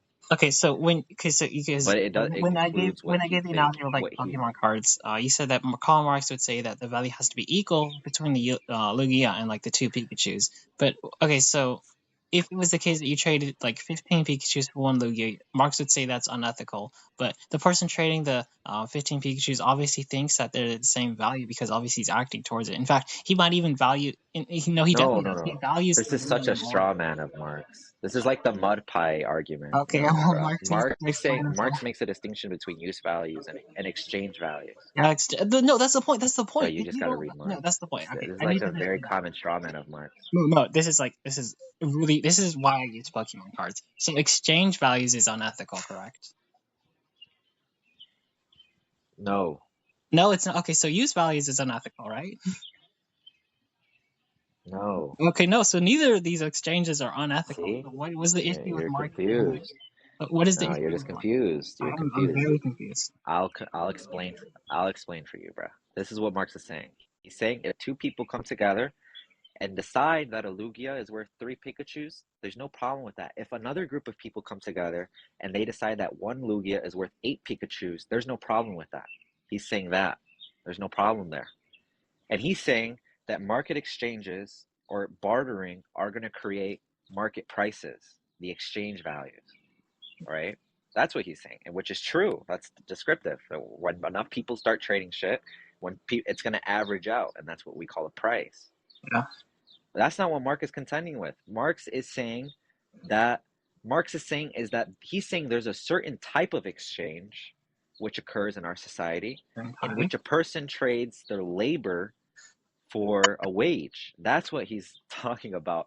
And the reason I gave an analogy about the Pokemon cards is he's saying this. He's saying normally if me and Lucario were if you thought that your Lugia was worth 10 Pikachus and I only had 3, you wouldn't exchange it for me because that doesn't make any sense. And in relation to the exchange value is let's say even you just wanted to exchange it on the marketplace. That wouldn't even make sense to you if your Lugia was worth $100 and the Pikachus were worth $30 collectively. That wouldn't make sense for you.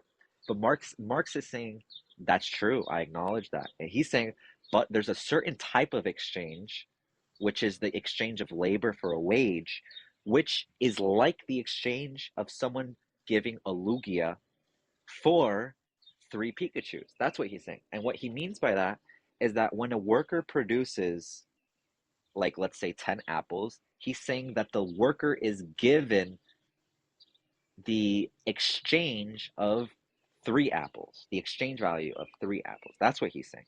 And that's what a wage is. And he's saying the only reason this is acceptable is because the worker has to do it or else they'll die or they're coerced by alternatives.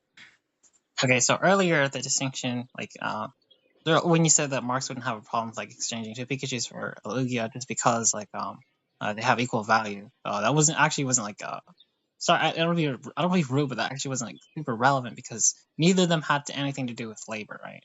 Or like coercive labor. No, no, bro, I don't think you're being rude. The reason I brought that up was to show that there's a certain type of exchange which Marx sees as equal, which is usually what the capitalist calls Marx rejecting, which is weird. Like you said that earlier, it's like the mud pie thing where he's like, "Oh, Marx has a problem. If I want to trade my dog right now for a house, he's gonna have a problem with that." No, he's not. There's no problem there. What Marx is pointing out is that there is a type of exchange in which things are exchanged evenly, and that's in the eyes of the exchangers. And what Marx is saying is that there is a type of exchange in which things aren't exchanged evenly. And then that's why I tried to make that analogy between the Pokemon cards. Okay, so If in that the makes eyes sense. of the exchangers, it has to be even, right? Yeah, well, let me give you this. Like, what? Because this is also going to get. I already know it's going to get into this. Like, what we mean by even is like if someone's holding a gun to my head and says, "Hey, um, give me 10 of your Pokemon cards right now." Now, there's going to be a different sense of evenness that you have, in which Marx is going to reject. He's saying evenness is sort of a power dynamic. That if someone has a gun to your head, there's a obvious difference of power here, which is going to drastically affect what is going to be exchanged, right? I don't think anyone would disagree with that. Don't take evenness as sort of like this universal thing where all things that are exchanged, so long as they're exchanged and the parties are happy, then it's even. That's not what he means. He's saying it's sort of like a difference of power. Like if me and you, all things being equal, we're standing in front of each other with Pokemon cards, he's saying that is an even exchange. But if you're holding a gun to my head or other factors where you're depriving me of something, especially that which I need to live, and then you're asking to exchange, I'm going to be far more willing to give in terms of what the exchange value would have been. So, like, if it really, even in the case of capitalism in a marketplace, it doesn't make sense for me to exchange you a chair that's worth $5 for a $10 bill. That doesn't make any sense. But Marx is saying that happens. He's saying that happens in the case of wage labor. And he's saying, why does that happen? Because anywhere else we wouldn't really say that makes sense. And he's saying that only happens because the capitalist has control of the means of production. Sorry, it's hard to value. It's hard to value like exactly what are the conditions that the exchange is going to be unethical if we add in like you put a gun to your head, but I feel like I'm doing the same thing Yeah. earlier. But if you didn't put the gun to your head and there's still like or there's still an unequal exchange of labor, would that still be unethical even if there wasn't like a worker dog situation? An unequal exchange of labor? Yeah, whatever metric he's using. I Let's don't just say, understand. sorry, an unequal exchange of labor. Well, he's just saying,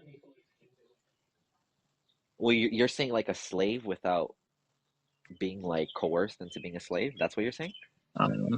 Something like that. Like, are you saying like, what if a slave wanted to be a slave and they weren't held at gunpoint or chained down? Is that what you're saying? Well, there could be other reasons that he doesn't want to do it, but he still commits himself towards doing it.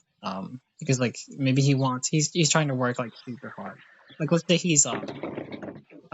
say he's like working incredibly hard for like to pay something, but he's like working crazy hard and getting compensated like statistically pretty little. Would Marx would still say that's unethical, right?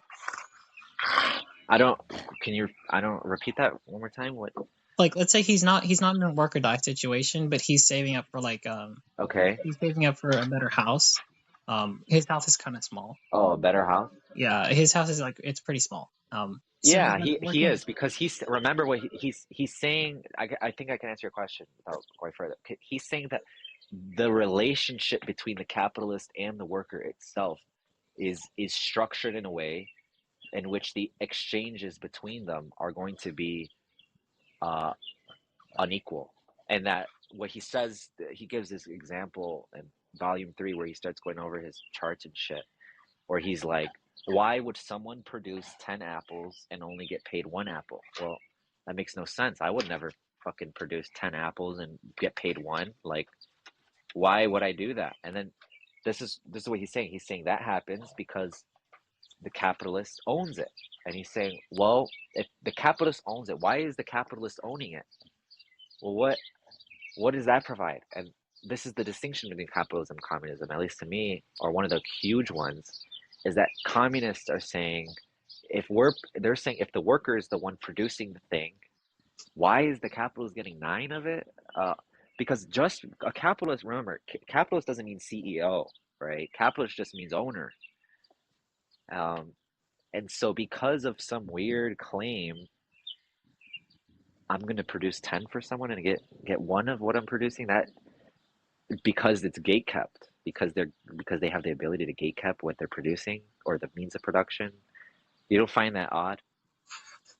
No, not necessarily, because it seems like it's presupposing like, oh, okay, what are the apples? So I take the view that like almost like What are the what? because it seems like it's presupposing like with the labor theory of value, and like whether you're saying something is unethical or like it's uneven, it seems like it's like presupposing like which the No, apple. labor theory of value has nothing to do with ethics. It has nothing to do with morality. Wait, so if something goes against the labor theory of Remember value, that. Labor theory of value has nothing to do with morality. okay, so if you go against the labor theory of value, like if you like if you disproportionately like exchange values with labor and commodities, then it's not That's not unethical at all.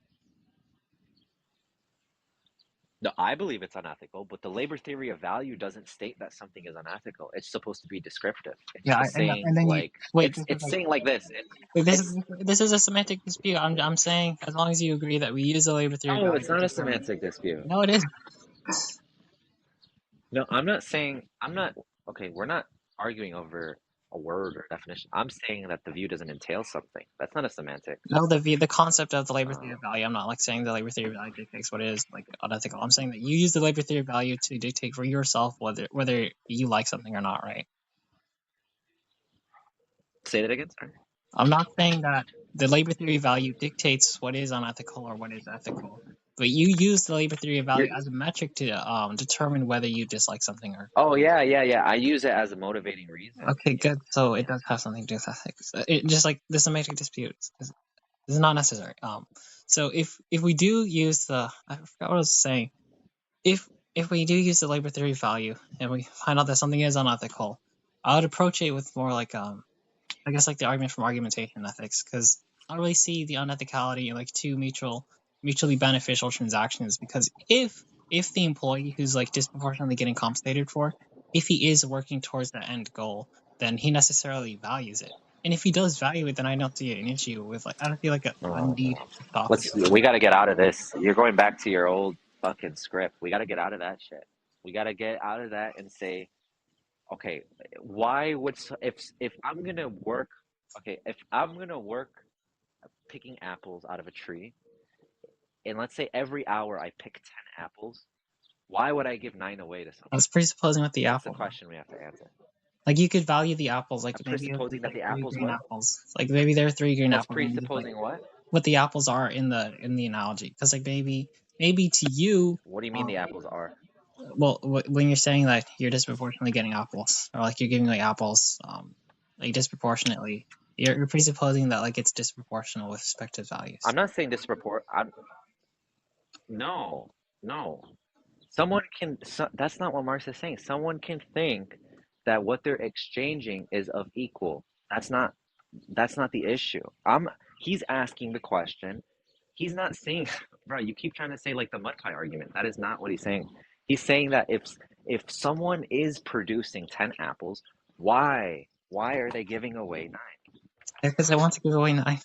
Because they're getting something from it. The person who's working is getting some sort of compensation that he obviously desires, right?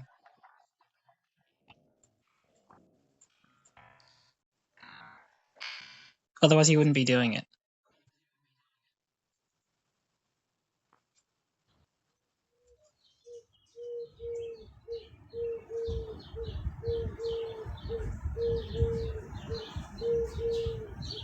I mean, there's a lot of birds.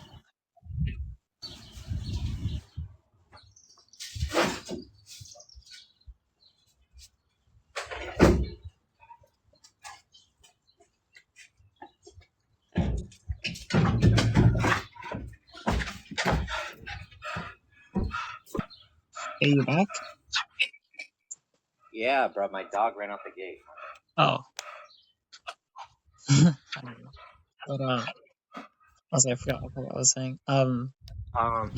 I heard what you said last though. That you're saying the reason that they're doing that. Is because they value it. Yeah. You're saying the reason that they're doing that is because they want. Yeah. Obviously, Of course, they that's value Marx the is not compensation more than the sacrifice of labor. So you can't just say that they're correct. all apples. So you Marx is can't not just say they're disagreeing. all Marx is apples. not So disagreeing. obviously, there's something about those 3 apples that you gained that were worth more than those 9 apples that you gave away. Yeah, which is living. Marx is not disagreeing with that. Okay. So but That's not what Marx is we disagreeing with. already ruled out the work or die situations. I don't know why we're using life. No, oh my goodness. You still there? Yeah, I'm still here. Hello? Wait, hello? Is it cutting in? What Marx is saying, if you can't hear me? No, I can hear you. Hello? Oh. Yeah, Marx isn't saying that they're exchanging things which are equally useful. That's not what he's saying. Remember, there's a difference. What he's asking is if something is exchangeable on a market for $10, if for $500, and the worker is exchanging something to the capitalist, which is worth $500, and the capitalist is giving the worker $20. Marx is asking, why is that happening? He's not asking in the sense of course, because the worker doesn't want to die, and so it's equal to them. That's not what he's asking. He's saying, in what situation does someone give up something that's exchangeable for $500 in accordance for something that's only exchangeable for $20? He's saying, why does this happen? And not in the sense of obviously because the worker wants to live, or let's say because there's a coercive force to it, or whatever. Let's just give a more fundamental reason, like water. Someone wants to work for water and food. Marx is saying it's because they want water and food. That's the point. And he's saying that if someone, where the ethical part comes in, is he's saying if someone is exchanging $500 of what they produce in water for $20 in what they're given, then what? Then he's saying Obviously, if they act to exchange, that's then the unethical they part. value something about the $5 significantly more than the $20. Because in the labor theory, Their life, yes. Okay, but okay, well now we're adding in another condition, which is life, but that's not what we're talking about. No, the only reason that a worker is doing it is because he can't get water anywhere else. Otherwise, the worker would be producing $500 worth of water for themselves and exchanging it themselves in that marketplace Okay, to get whatever else they need. so it is a work or die situation. Well, I'm giving you a more fundamental one where the worker is working for water and food, but it can be applied to anything. Okay, no, I need because you bring up work or die. No, because I keep trying to disregard the work or die. It can be applied to TJ Maxx if you want to work at TJ Maxx. Why would I go and produce something? Why would a worker go and produce something and exchange $500, which is that which they produce, for $15 an hour? They get paid, let's say in 1 hour, $500 they produce, and then they get paid $15. Marx is saying, of course they do that, but they do that to get into the marketplace, or they do that to buy things in which the alternative is extremely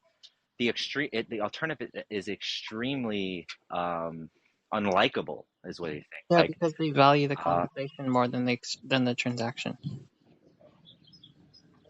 Yeah, Marx doesn't disagree with you. You keep going back to equal exchange. Marx does not disagree. You keep asking the question, why do they do it? And every time you ask why, I'm just going to tell you. But it's not. But I'm not asking you in the sense why. In the sense of because obviously they're willing to exchange their labor in exchange for something, a piece of what they've produced for the capitalist. That's not what I'm saying. I'm not asking you that. I'm saying why, in a sense of why does the person only conditions to be this way?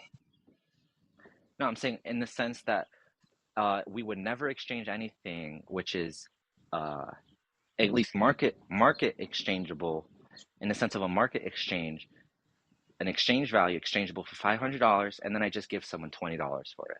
That seems absurd to everything else. Your subjective value, it trumps the transaction. No, there's a difference between there's this difference between a use value and an exchange value. You keep going back to use value. You're saying, but they both find use of equal. And I'm saying, I agree with you, buddy.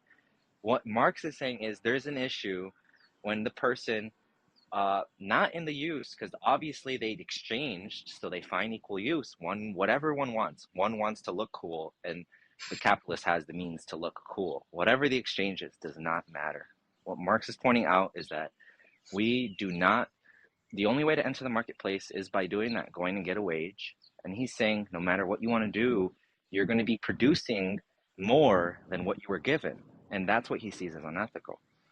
Okay, wait, so earlier when I said that the labor theory dictates what is unethical, it's not the case that the work or die situation is necessary. We can still find unethicality from the labor theory of value, correct?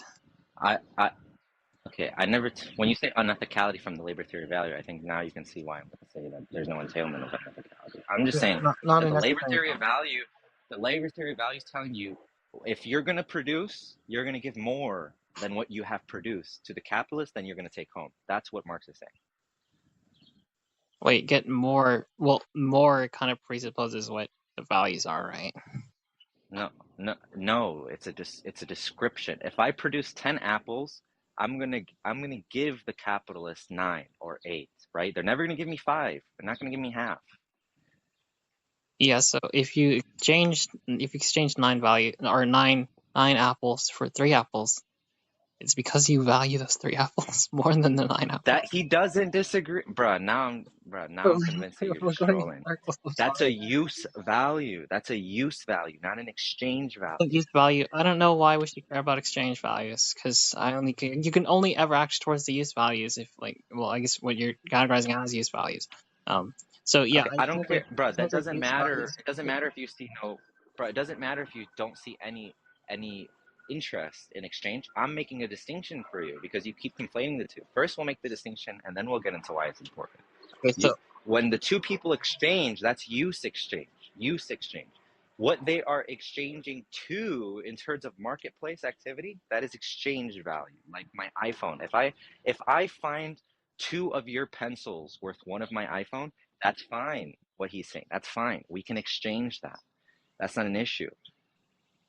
He's saying in the factors of production, he's saying what you are exchanging, he's saying is different because number one, we don't find direct use from what we are given directly. Like if someone paid us in apples, we're not finding direct use for that. We're doing that in order to gain access to a marketplace. And he's saying we're doing that.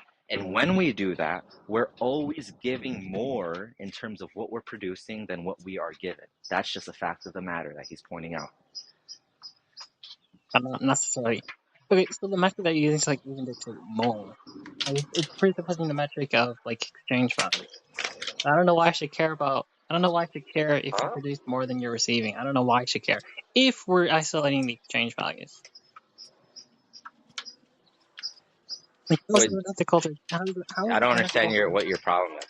my problem is like the metric that you're using, because you're using exchange values to dictate whether something is like unethical. I'm saying, yeah, we should probably use exchange No, it's values not just going to that. get I said like a million times it has to do with the factors of production that he sees an issue with. the factors of It's not just production with exchange, respect exchange, with the exchange. exchange He's saying value. he's saying in the factors of production, he's saying when you produce, he's saying there's you producing and you're always going to give more than what you receive. And then he's saying there's a problem with that Okay, how's because that? that only happens because these people have guns. Wait, so how's there a problem without you like appealing towards life or death situation, which we've already ruled out like 15 times? Because someone has guns. That's what he's saying. That's a problem. If I want a So we T-shirt are and I so we don't are have going the back to ability, life or death situation. I don't know what you mean life or death. Are you saying that like water, I have to work for water? Or are you saying someone is protecting their property with a gun in your sense of property? Oh, so wait, if you're just using guns to like protect your own property, that's not wrong. How is that wrong?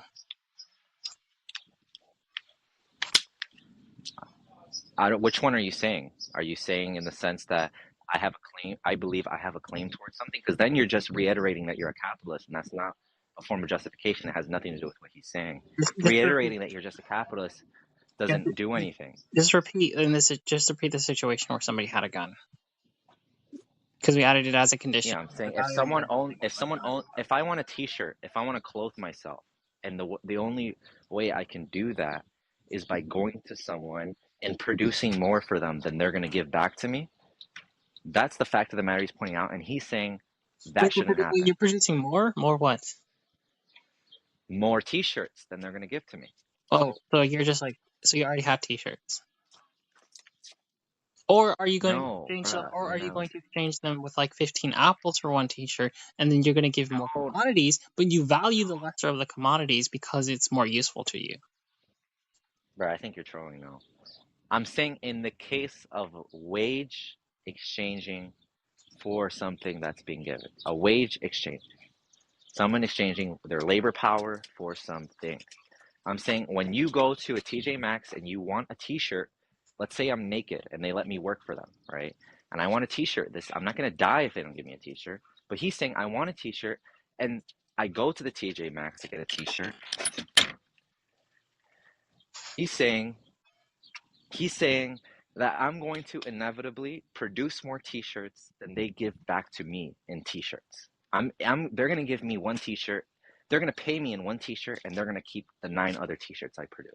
Okay, That's what he's so saying. you have the ability to make. So as if you're producing T-shirts, then you have the ability to make T-shirts. Right? No, you don't have the ability to make T-shirts Okay, without their so it's factories of TJ Maxx production. that's That's what giving he's you the saying. ability to make T-shirts, right? Correct. Okay, good. I don't see an issue. Correct. TJ Maxx is allowing me to use their T-shirts, and they have an allowance to do that because they have police and the military. That's correct. Good. I'm glad TJ Maxx has protection. Yeah, I mean that's like me going up to you, or actually that's like me going to one of your family members. I own a building, and I say, hey, um, I'm not going to accept rent this month, and you have nowhere else to go. And I say, hey, Lucario's family, give me sex. That's the only thing you can give me. And you say, hey, mother, I don't have an issue with that. You both want it. Yeah, you both want it. Okay. Yeah, you're just immoral. That's not immoral. What are you talking about? That's a That's Yeah, like all transactions. Wait, all transactions involves like compensation. So you're gonna have to give something in order to wait. receive something If a of higher girl, value. if But that's okay, if true of giving something because you're surrendering okay, value wait. that you. Lucario. Okay, stay principled, brother. Listen. If you go up to an 18-year-old girl and you point a gun to her head and you say, "Give me sex," is that justified? Yeah, that's not justified. You established Why not? because you established an unjustified claim over property that's not yours. That's her body. No, but it's an equal exchange, right? No, it's not. No, I'm not using equal exchange as a. I'm not using. She's I acting towards couldn't. something. I couldn't care She's less about equal exchange. It's the fact that you are going to aggress is she upon her body. You're going to aggress upon her body when you pull the trigger when she denies, and that's unjustified. why You is it violated her. hers? Why is it hers? Why is it hers? Because she appropriated her body first. Yeah, I don't. If I appropriate something first, or for example, so you're saying whoever was on Earth first has a claim toward the Earth? No, it's divided. Whenever because it's wrong. It's like you can't just like say, look, this is. What kind of weird principle is this? According to you, if we can find the oldest person on Earth, and if we could find evidence that they appropriate it as theirs, then it would be theirs. No, they have to like mix their labor with the resource. You didn't mix your labor with the entire Earth, but like let's just say touching the Earth So with. you have to touch Wait, absolutely everything? no, Like I have to touch every square inch of land? no, you have to like mix your labor with it, and like you have to maximize your What does you have that to, you have to use it towards like with respect to your utility. But let's even say that you didn't have to do this. Let's say you like just You touching have the to Earth, mix your like touching labor. grass like made the Earth This is like your a entire. very But wait, let's just say touching grass was like was sufficient for making the Earth your entire Earth. Even if that was the case, the first person who like appropriated the entire Earth would have to surrender the Earth. He would have to because he would be forestalling the necessary resources from other actors because if other actors came onto Earth and like you know maybe he had children for some reason he wouldn't be allowed to forestall like all of properties because right now he's forestalling more than he needs. why? Yeah, because it's a necessary condition for the flourishment of those other respective individuals. So because it's a necessary condition for living, someone shouldn't be Not able to not privately necessary own it? for That's what living, you're saying? necessary for flourishment. For flourishment. And by flourishment you mean what? By maximization of values. And so you're saying whatever allows people to achieve the most value should be done? That's what you're saying? Well, not necessarily because like flourishing. That's kind of like a broad definition, but like another definition or like flourishment. It's essentially like living living your life as like a rational animal and achieving happiness. So whatever allows the most amount of people to achieve the most amount of happiness should be done? That's what you're saying? No, I'm isolating the prerequisites. I don't understand what's your principle here. You keep using vague words to describe other vague words. That's actually true. I should. What kind of principle are you looking for? I'm asking you what because you said your first principle was flourishment, right? You said flourishment and you said, oh no, happiness. And I'm asking what are you trying to get at? Happiness as flourishment. I know, but I'm saying what are you trying to get at?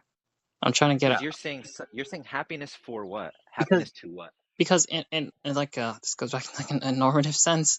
The reason you have a moral entitlement to the earth is because you acquired it first, and the moral Okay. entitlement comes from the connectivity towards your life. And so if you have like other actors who are like they're absent of these prerequisites, then it would follow that they should have some sort of like they should have these prerequisites too, because there's the three necessary conditions that I laid out earlier. It's life, autonomy, and property. And you're saying they should have those things because that achieves happiness, right? That's what you're saying? Yeah, because we're committed towards achieving our values. And so if I could show you that happiness can be achieved at a higher level under communism, then you'd be rejecting private property, right? No, because I think the acquisition of that happiness contradicts the principles. No, well, that's an empirical thing. You're saying under capitalism, if we were, you're saying I think we would observe more people being happy when they're given private property rights or all private property rights or certain private property rights, and when they're given this, and that. That's an empirical claim. So It's not even necessarily that according they to your have to be happy. system, No, it's not necessarily that they have to be happy. It's that they have the prerequisites to be happy as a rational animal. so it's not an end. You're just saying I value these principles because I value these principles.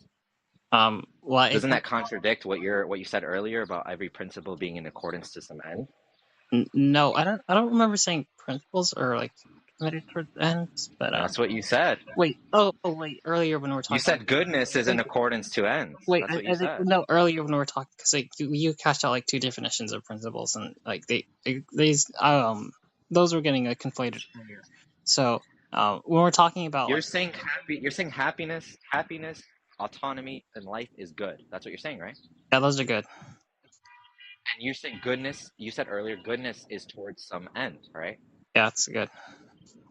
So it's only good insofar as there's an end, Yeah, which is life. happiness. Yeah, So life is like life if is contingent happiness. towards life. So you're saying no, you're not.